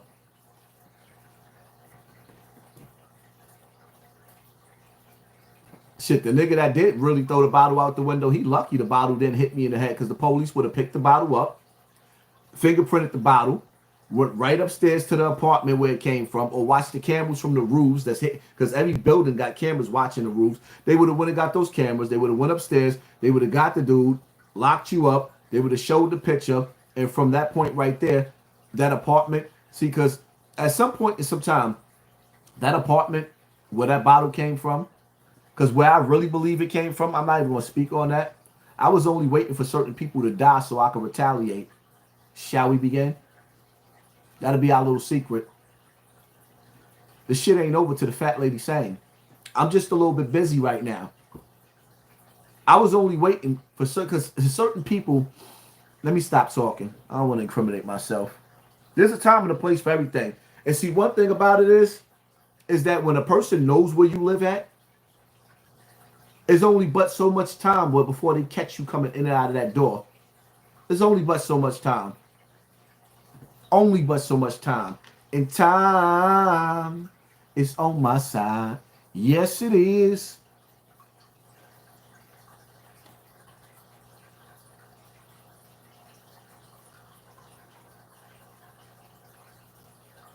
Get your hands out of my pocket. Tell them, Haas.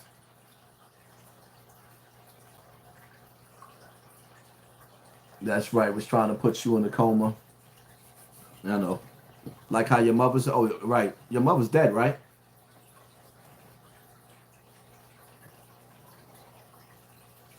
Rest in peace to that dead bitch.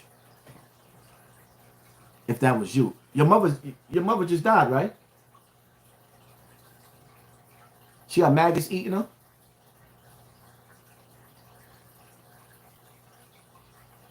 Oh, my bad. That might not have been you. Oops. You was at your mother's funeral? High? Nodding, doped out? Molly perked out?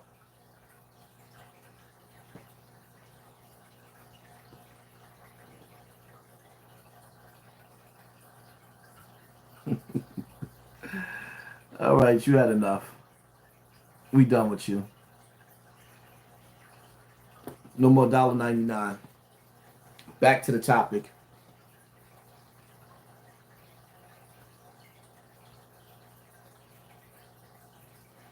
How I stopped streaming in front of... I got cameras throughout my property. Not only do I have cameras around my property, but the reason why some of these niggas don't run down on my property, because for one, there's police that live in this neighborhood. For two, when you drive through this neighborhood, everybody have garages and driveways. Nobody parks on the street, especially at nighttime. So when you think you creeping through this neighborhood, you stand out like a sore thumb. The precinct's down the block.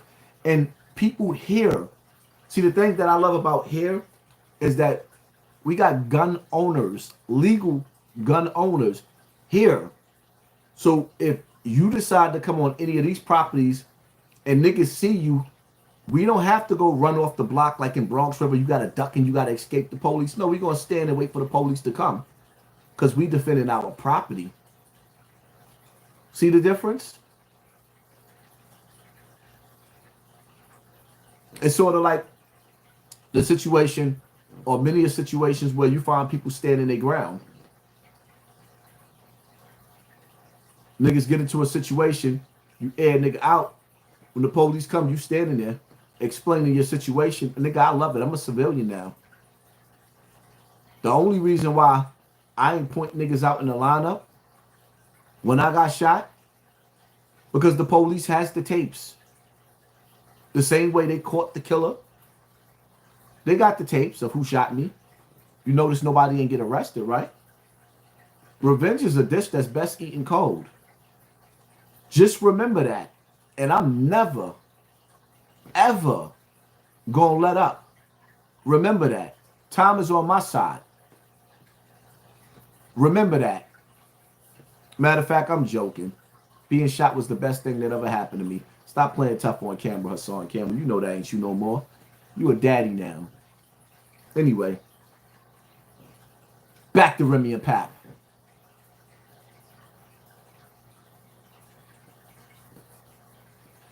I want y'all to all take heed from this situation, because even with the situation with Bemo, right? That man didn't even get his feet wet in the streets. And niggas is trying to sabotage everything that he's trying to do for himself. And he ain't even, like, he's still in the halfway house. HASSAN Campbell on my platform doing what I do. And somebody out there got so much hate that some of my supporters, they didn't even get the notifications. But the haters is always front row and center watching you. They're right in the front row. And they watching. And they're not going to never stop watching. That's why it's like when they say if you ain't got no haters, you ain't popping, your friends ain't going to support you. Your family ain't going to support you, but the haters, they're going to always be clocking in. Boom, boom, boom, boom, boom, boom, boom, boom.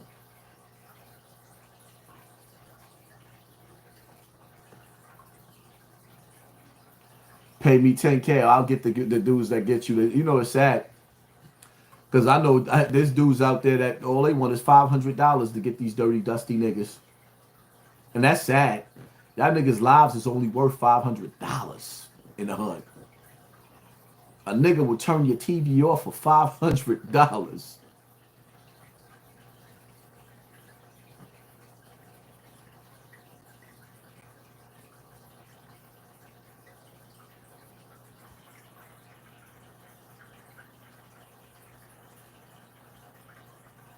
How's the incident was supposed to come back around for all the chaos you caused? Nigga, in life, you give dirt, you get dirt. I shot a lot of people in my life. I got shot more than once. That's not the first time I got shot. I'm still alive. I'm living. Some people are living and some people are alive. After I got shot, I started to live because I started to realize, like, yo, dogs, get over your pain in life, whatever caused you to be hurt, dysfunctional, bugging out. Nigga, I got kids. I had to, that shit helped me to elevate to who I am now, mentally. Not financially, mentally. So now I could be the shit and live. Some people are alive. They're not living. These niggas that you see in the comment section angry, they are alive. They are not living. Some people are watching me at work. Some people are watching me while they sitting up there cooking lunch, waiting for the kids to come home, enjoying life. And some people are watching me with a disease in their heart. Nigga, I've been looking for death since the day that I was born. I'm being held hostage in this world that we living in. Life wasn't always good for me, but now I'm starting to enjoy life. You miserable niggas, you got to find your way. You got to find something that's worth living for. And I'm sorry that them females that you sleeping with, that girl that you got in the house, or whatever it is in your life is not making life acceptable for you. You have to find reasons within your life to stop being so angry. Me, I'm not that angry no more. It's a beautiful thing to release your anger and not be so angry. I don't have to be angry. I don't have to. And I'm going to tell you something too, man. It's not, a woman or a man, it's not their job to make you happy. It's your job to make you happy. Because sometimes in life, you might find yourself breaking down and your wife ain't going to be there. Your man ain't going to be there. Your kids ain't going to be there. Your friends ain't going to be there. You got to figure your shit out yourself. Put a smile on your face. Wake up. Thank God that you got your limbs. You got food. You got a roof over your head. You got water coming out of your faucet. Thank God for what you got today. We'll deal with tomorrow when it comes, or prepare for tomorrow today.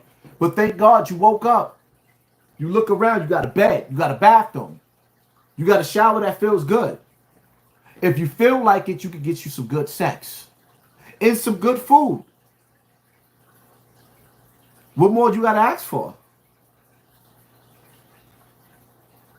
Shorty don't want to give you no sex? Go get it somewhere else. Then you come back and you lay in the bed right next to her. Smelling like the other chick. Do whatever floats your boat. Females do the same shit.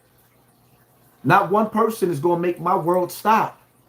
Even if I'm homeless, I'm going to be the shit. I'm going to be the dopest homeless nigga you seen. If I go to jail, I'm going to be the dopest nigga in jail that you seen. I'm going to be me wherever I go. You can't stop my shine. All we seeing is people showing in the comment section how y'all so miserable that you want to stop a nigga shine. You can't stop my shine. You can't. I don't need nobody to authorize or put a stamp on me to say that I'm dope, except for me and my audience that I have right here. Team Poppy, Team HASSAN Campbell, the people that's keeping me afloat, even though I got all of the demonic energy trying to put the lights out on my channel, trying to put the lights out on my real life. I got people in the world that's rocking with me. Thousands of people rocking with me right now. And you got a handful of niggas in the project sitting up there celebrating what? Pissing shit. And shout out to all my family and friends in the projects. But I stand on what I say. Get out. That place is not nowhere meant for us to live. Get out. The projects is not meant for anybody to raise their children. The projects is not meant for people to be coming there and look at you so bad. You failing so bad in life that they got to come to the projects and give out turkeys. You're failing so bad in life, even though the projects done make millionaires, but nobody cared enough. We got to come back and give back turkeys? Nah. Get out of the projects. I don't agree with everything you say, but at times, but you speak a lot of facts. The whole key to it is people don't have to agree with everything that I have to say, but for the most part, I love my people and hate them at the same time. Look at the social media shit. Just dealing with the situation with Remy and Pat, man. Look at it.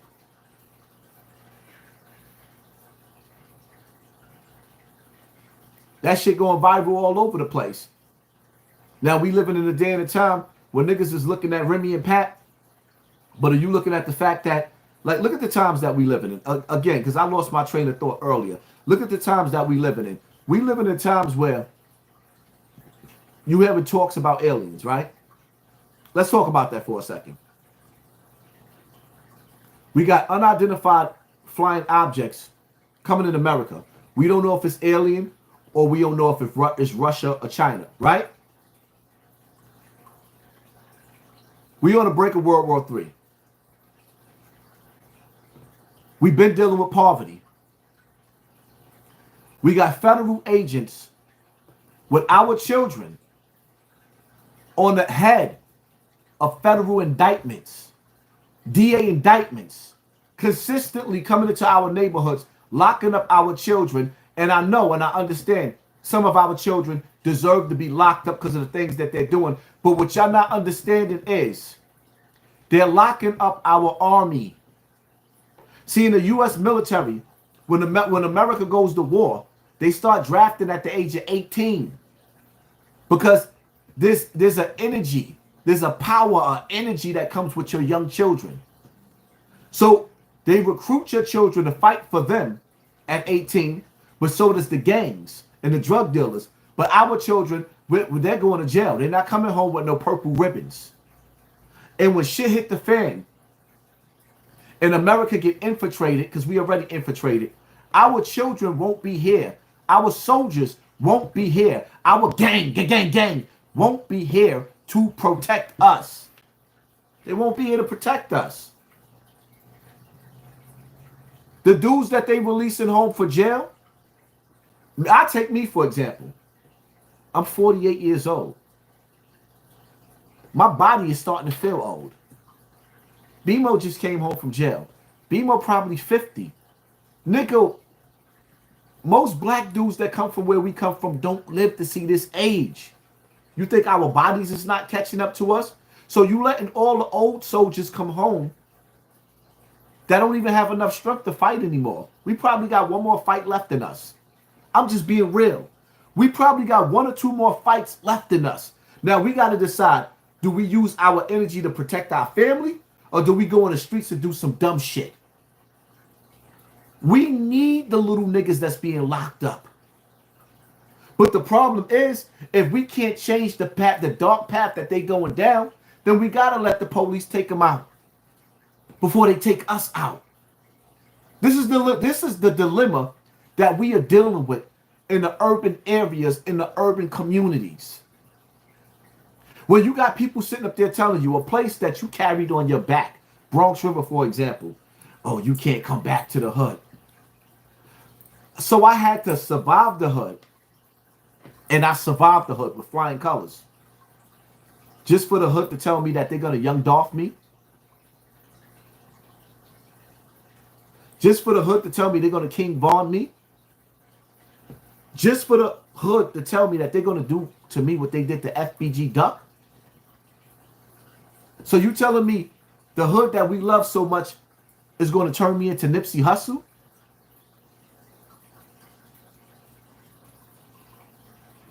Can I ask a question? Is there anybody safe in the hood?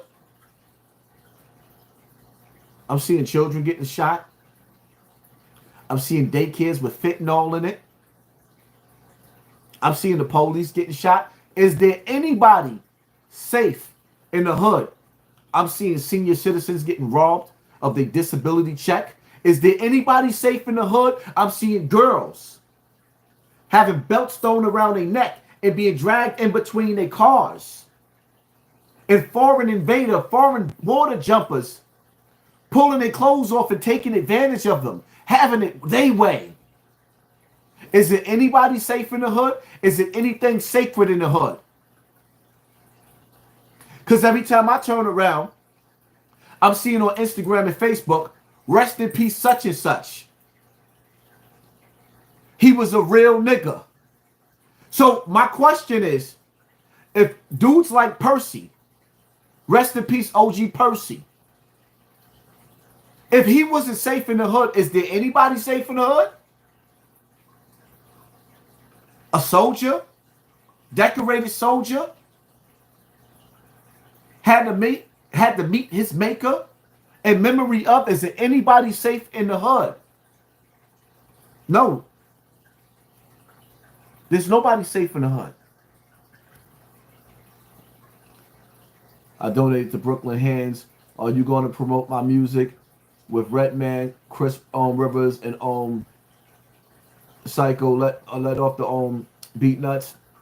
Hit me up in my DM, Poppy from BX River.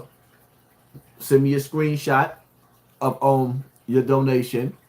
The next up, what you'll do is you'll send me your email of your song or a clip of your video if you got your video up, and I'll share the clip in my community tab with your music so that people could go to my community tab, tap the link, and they can go over there and view your video on your page, or you can give me an email of the song.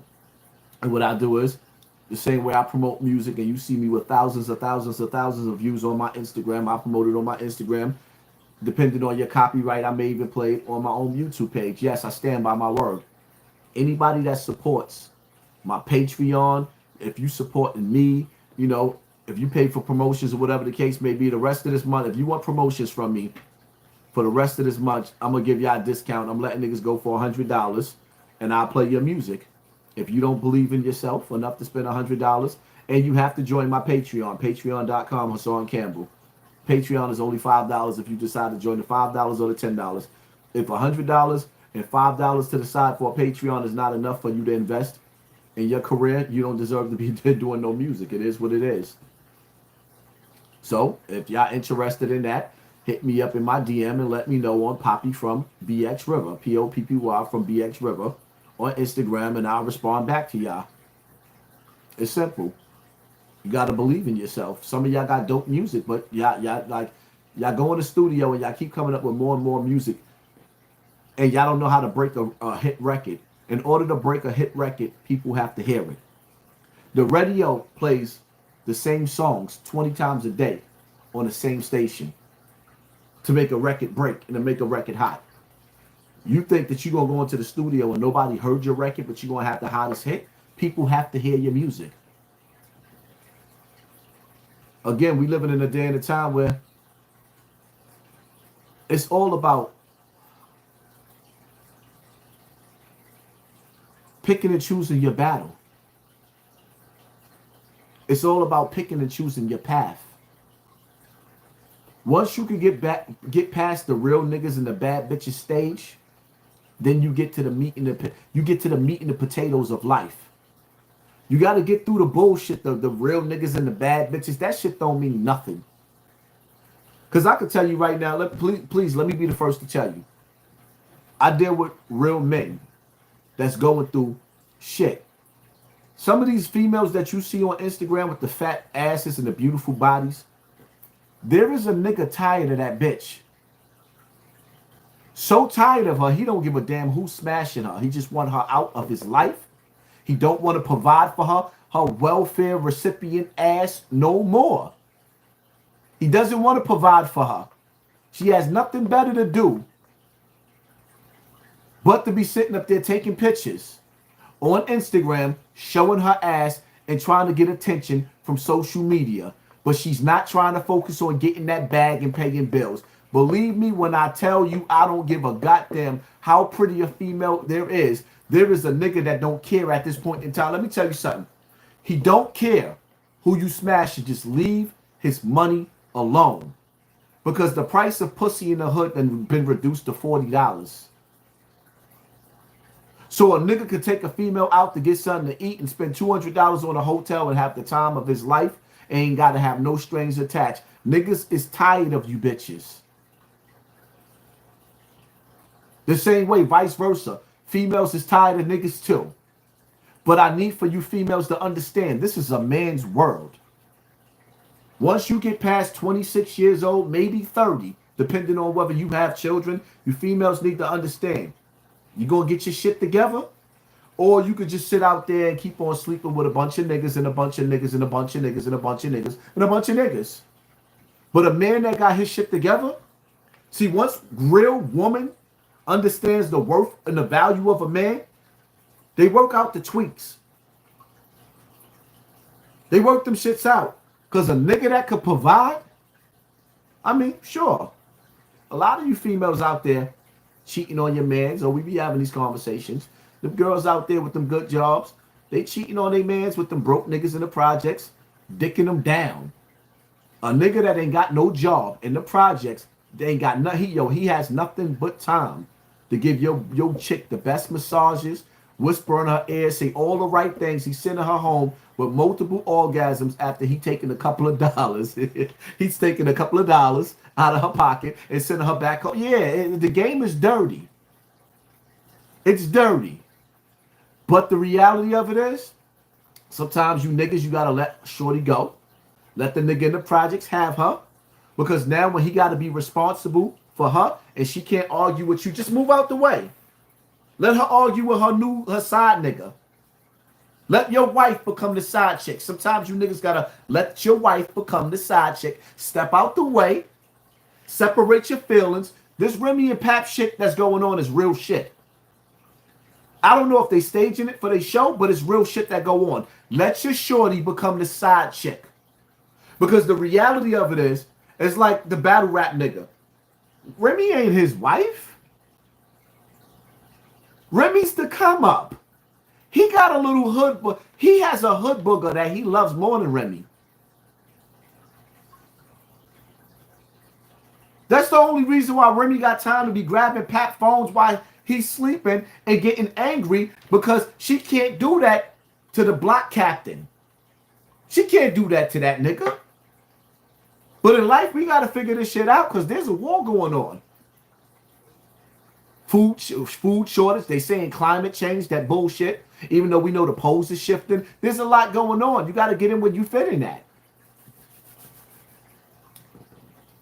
I'm just being real. You got to separate your feelings. There's a nigga out there that's tired. I don't care how bad shorty is. Oh, I'm going to go smash. Go ahead. Go ahead, shorty. Because I guarantee you most of the time you see Granny. Granny, she died with no man. But I tell you what, I guarantee you Grandpa always got a bitch. Huh? But I got to say that again. I guarantee you Grandpa will die with a bitch with him. While Grandma's still trying to figure out. And after a while, Grandma getting tired of having niggas all in her bed. Grandma getting tired. Everybody not committing. And then with these females, yeah, you could turn up in the bedroom, have a nigga feeling all good because you and Molly whopped him with your old wrinkled ass. But you can't let a nigga stay in your house because I guarantee you he be looking at your daughter with the fat booty and the perky breast that's standing up. And now you side-eyeing the nigga because the reality of it is none of us want to grow old. Women put makeup on. Men don't want to grow old neither. And one thing about men, the best trophy a nigga can get is a young bitch. So when you old females act up, I ain't trying to diss the old, I'm just being real. Don't know old nigga want no old woman. Old niggas is wishing and praying that they could get away with taking the 20-year-old to the barbecue. Some niggas just realize they can't get away with that because they family will flip on them. So they got to go a little bit older, all right? They're going to sit up there and try to get a 28-year-old one, 30-year-old one, if they can get that. If them young girls want to look at their old ass. But when niggas got money, they get whatever they want. Because I'm going to tell y'all something, and I hate when I see these other channels stealing my shit. Because somebody just stole my shit. When you get a certain age, matter of fact, I just heard a nigga, I ain't gonna even say his name, I just heard a couple of niggas using my shit. When you get a certain age, men don't believe in love no more. All that in love shit is out the window. We're not looking for love no more. Because people that love you will do you dirty. And I say this over and over again. People that love you will cheat on you and do everything else, but they love you. Even your kids will hurt you, but they love you. I don't want your love. I want to feel good. And the moment that you don't feel good to me no more, I want to get the fuck away from you. Your conversation don't feel good. Your energy don't feel good. At that moment in that time, I got to get away from you. Now, if I decide to come back around you again, I want it to feel good. When your energy don't feel good to me, automatically, I want to get the fuck away from you. I don't care who you are. Remy mad because she downgraded and Pap upgraded. Of course. But of course. But it ain't even just so much that Pat upgraded. What it is that Pat, some people are not in love with you. They're in love with the fact that they have your attention. And when they lose power, when they ain't got that power over you, let me tell you something, man. One of the dumbest things I've ever heard a female say is, why you still with me? Bitch, a nigga still with you because he trying to keep another nigga from laying up on top of you. He don't even want you. He just want to see how long he can have you sitting up there in that apartment looking stupid. Looking stupid. He want to see how long you can sit there because you Tuesday. Bitch, you Tuesday. That's why you better put some respect on his name when you try to disrespect him. He got you Tuesday. And he know every Tuesday when he come to see you, you just sitting there. Why are you with me? Because I want to see how long your stupid ass sit there and wait for me. And you know I don't love you. You know he don't love you. But you still sitting home waiting on you. He don't love you, my nigga. And when you move on, he's just going to be mad for about 10 minutes that he can't have you no more. He can't pop up and smash no more. But he going to laugh it off like, fuck it. I done had you sitting there for 2 years, you dumb broad. Are you not entertained? See, some people don't like the truth. Rosa said she would be licking juice up for $5. Whoever that is. That's what it is, man.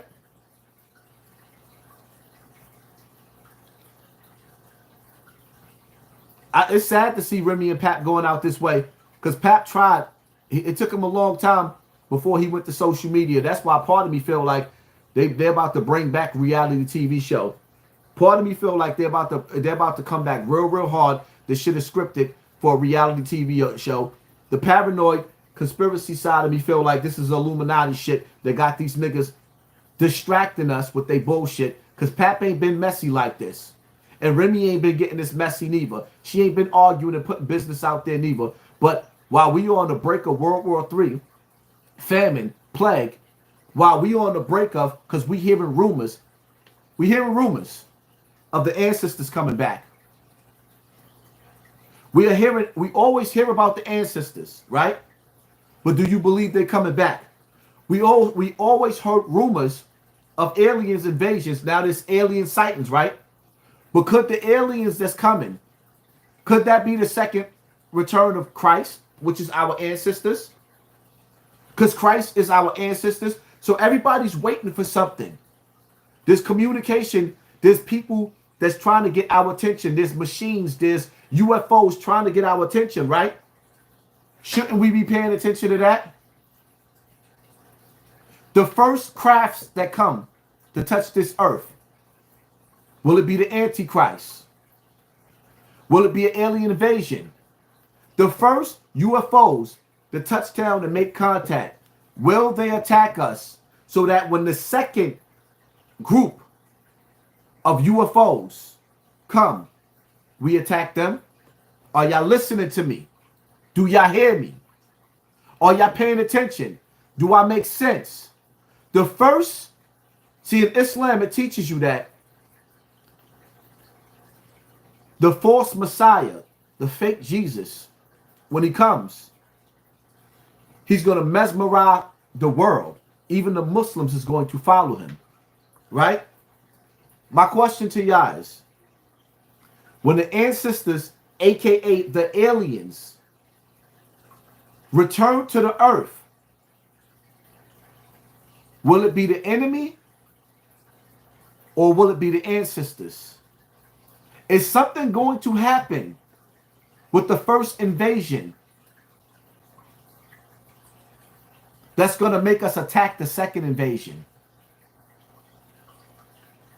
Remember, the trumpet was blown. Obama was an abomination.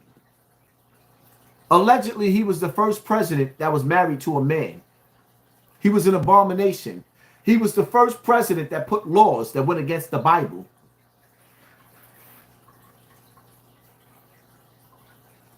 Now Donald Trump is the trumpet being blown. As I believe the UFOs are actually the fallen ones, the fallen angels were living in the days of Noah, the last days. See, on Tuba Muhammad, what you got to understand is that when Jesus comes, people are waiting for the second return of Christ, right? When he comes, he's coming back in human form. He left in human form. He's coming back in human form. So when he comes back, we don't know which way he's coming back. Is he coming back by himself? But what we do know is, again, see, I gotta, like, let me cook for y'all. As that coward nigga say, let me cook.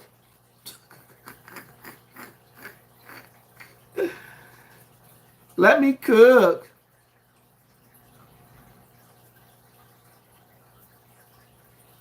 This is why they hate me. Because I be all over the place and still be dope.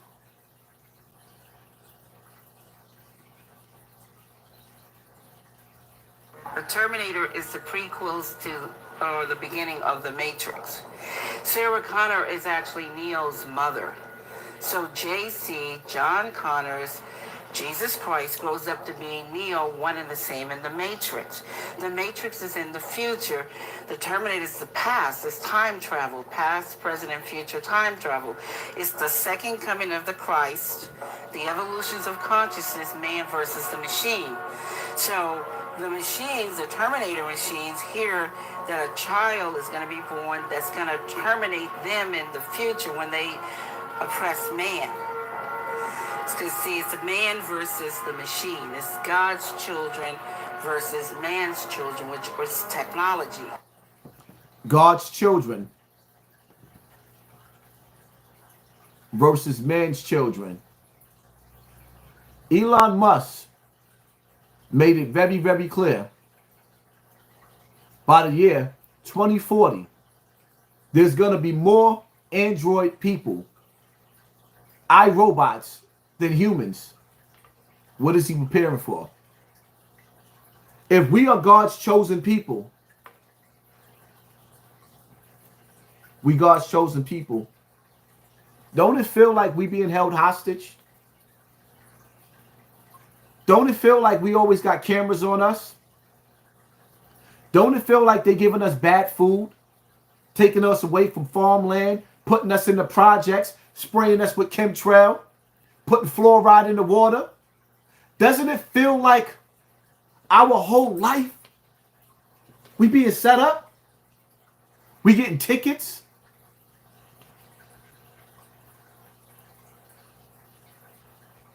If the cameras is always watching us, who's watching the people that's making the camera? She said, God's children against man's children. Man's children is the robots. Why are we talking about Remy and Pat? The Terminator is the prequels to or the beginning of The Matrix. Sarah Connor is actually Neo's mother. So JC, John Connor's Jesus Christ, grows up to be Neo, one and the same in The Matrix. The Matrix is in the future. The Terminator is the past. It's time travel. Past, present, and future time travel. It's the second coming of the Christ. The evolutions of consciousness, man versus the machine. So the machines, the Terminator machines, hear that a child is going to be born that's going to terminate them in the future when they oppress man. Because see, it's the man versus the machine. It's God's children versus man's children, which was technology.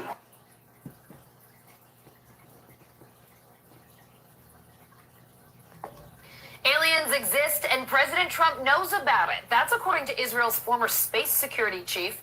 In an interview with an Israeli newspaper, he said the aliens have been waiting until today for humanity to develop and reach a stage where we will understand in general what space and spaceships are. NBC News chief global correspondent Bill Neely explains this one. Hi, Alison. Well, this is quite a story, and it comes from the man who headed Israel's space security program for nearly 30 years. Chaim Eshed is making the extraordinary claim that the United States and Israel have been in contact with a group of aliens for years. Not immigrants, but extraterrestrials.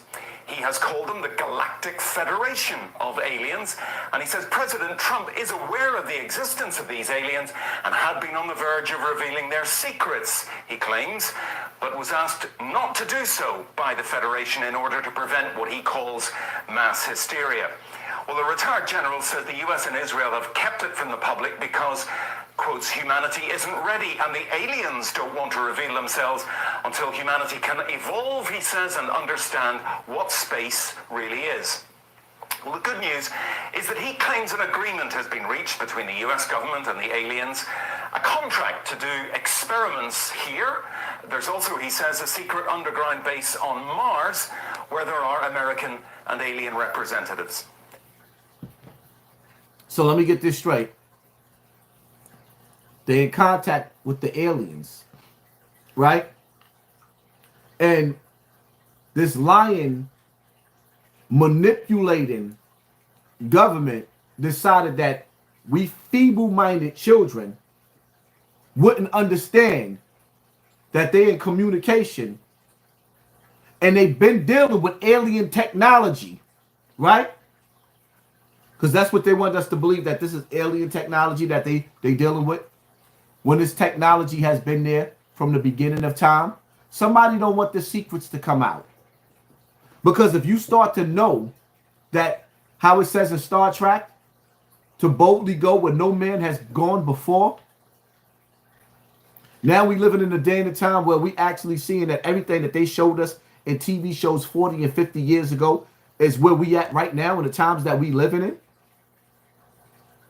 Which means that if you stop talking about celebrity gossip, if you stop talking about the foolishness that's going on, and you start at listen, y'all gotta understand something, right? Look at the distractions. The world is falling apart. And every time there's something major going on in the world, this is what we got to deal with. You see the headline. What's really interesting is the backstory leading up to all of this. Jay-Z has been named as a defendant in a lawsuit claiming sexual assault of a 13-year-old back in the year 2000, 24 years ago. So here's the backstory from what I'm seeing. The lawyer who filed this lawsuit, his name is Tony Busby. Tony Busby is one of the most, if not the most successful lawyer in America. Deadass. Now, we heard a few weeks ago how Tony Busby, the lawyer, got sued. And somebody sued him in a California court. That person said, hey, I'm a celebrity, and this guy, Tony Busby, is blackmailing me and threatening me, saying that he's going to sue me. He's full of shit. It's all lies. So you, court, have to stop him.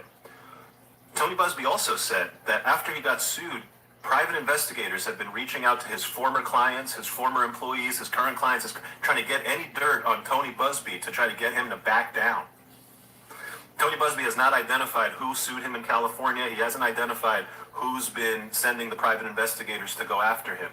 But he has been suggesting that it is somebody who he has threatened to sue and that he's going to turn up on and sue if they don't meet his demands. Now, Busby sued in California, private investigators combing through his whole life. What does he do? He names Jay-Z as a defendant. Why would he do that? Remember when I told you he's one of the most successful lawyers in America? That's no joke. And so he's ready. He got his big boy pants on. He said, you want to go? Let's go. It's up. Military mind games.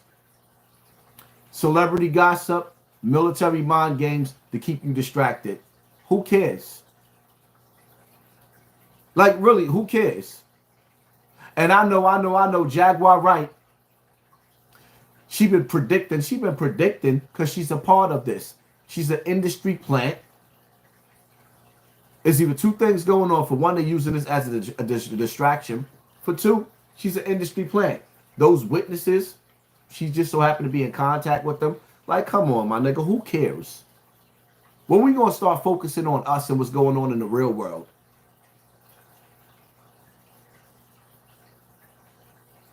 One thing y'all better realize is that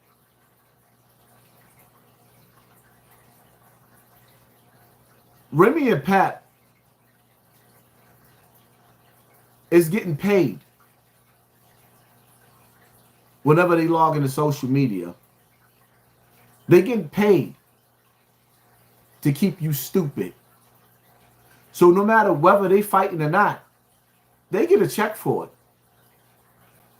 When they log into social media, it turns into dollars for them. When you log into social media, it turns into what is the government or what is the higher the higher ups? What are they trying to get me to look in the opposite direction of? What should we be focused more on? The fact that most of the people that's watching me is a paycheck away from being homeless.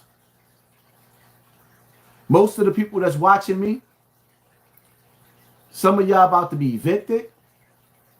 Some of y'all about to be putting a rest in peace t-shirt and candles in front of your building because one of your family members is getting ready to get murdered. Somebody that's watching me, your child is getting ready to go to jail. See, the enemy never takes a day off. He's looking for you to be distracted. And I'm going to say this again.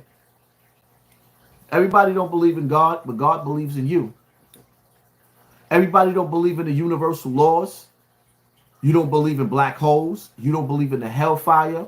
You don't even believe in the ocean until it swallows you up. And one thing this earth has shown, when God says in the Bible or the Quran, do you see not how many generations before you we have destroyed? Where the earth swallowed people up. And you see how people sit up there and say, in Central Park, that lake in Central Park got a whole village up under it. How did the village get under it? They see whole civilizations underneath the ocean. How did it get there? You think that you're going to continuously break the universal laws, the laws of nature, the laws of God, and wrath ain't going to come? Whether it be through World War III, reducing the population, whether it be through fire, whether it be through water, you don't feel it? Every day they warning you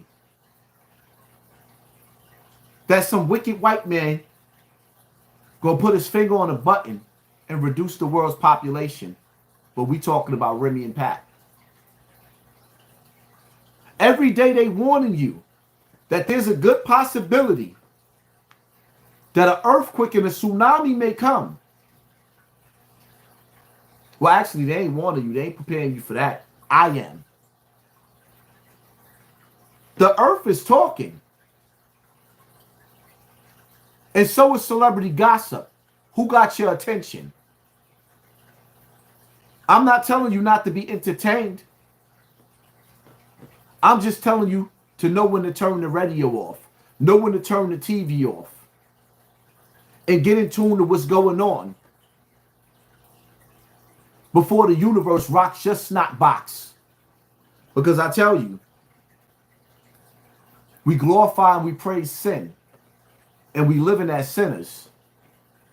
But if the earth cracked and there was a big earthquake, or one of those wicked white men with the red button hit that doomsday button and drop a big one,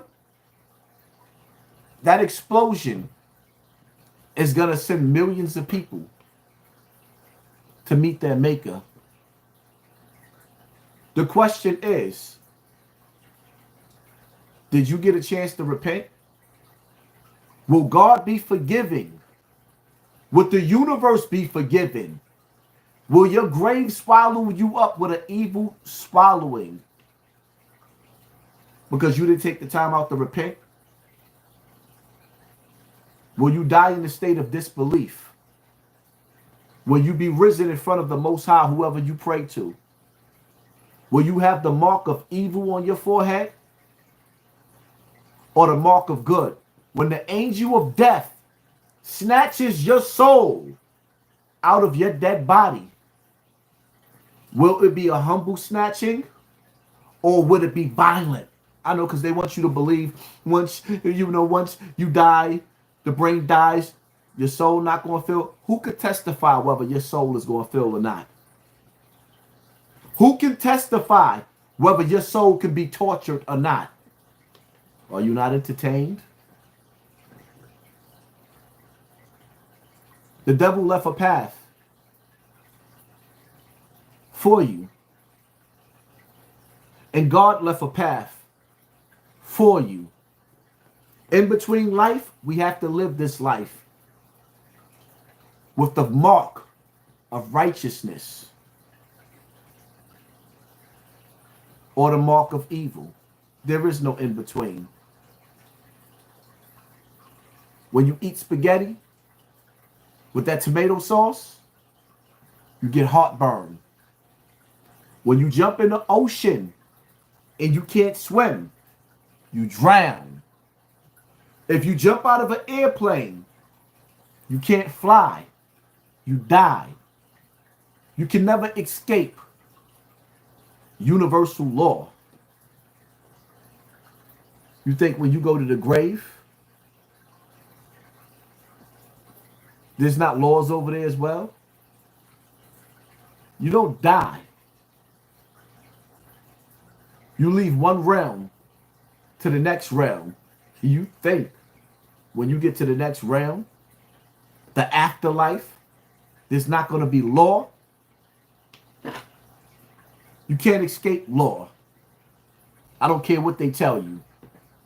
Keep on letting these idiots tell you about the Anunnaki. Yeah,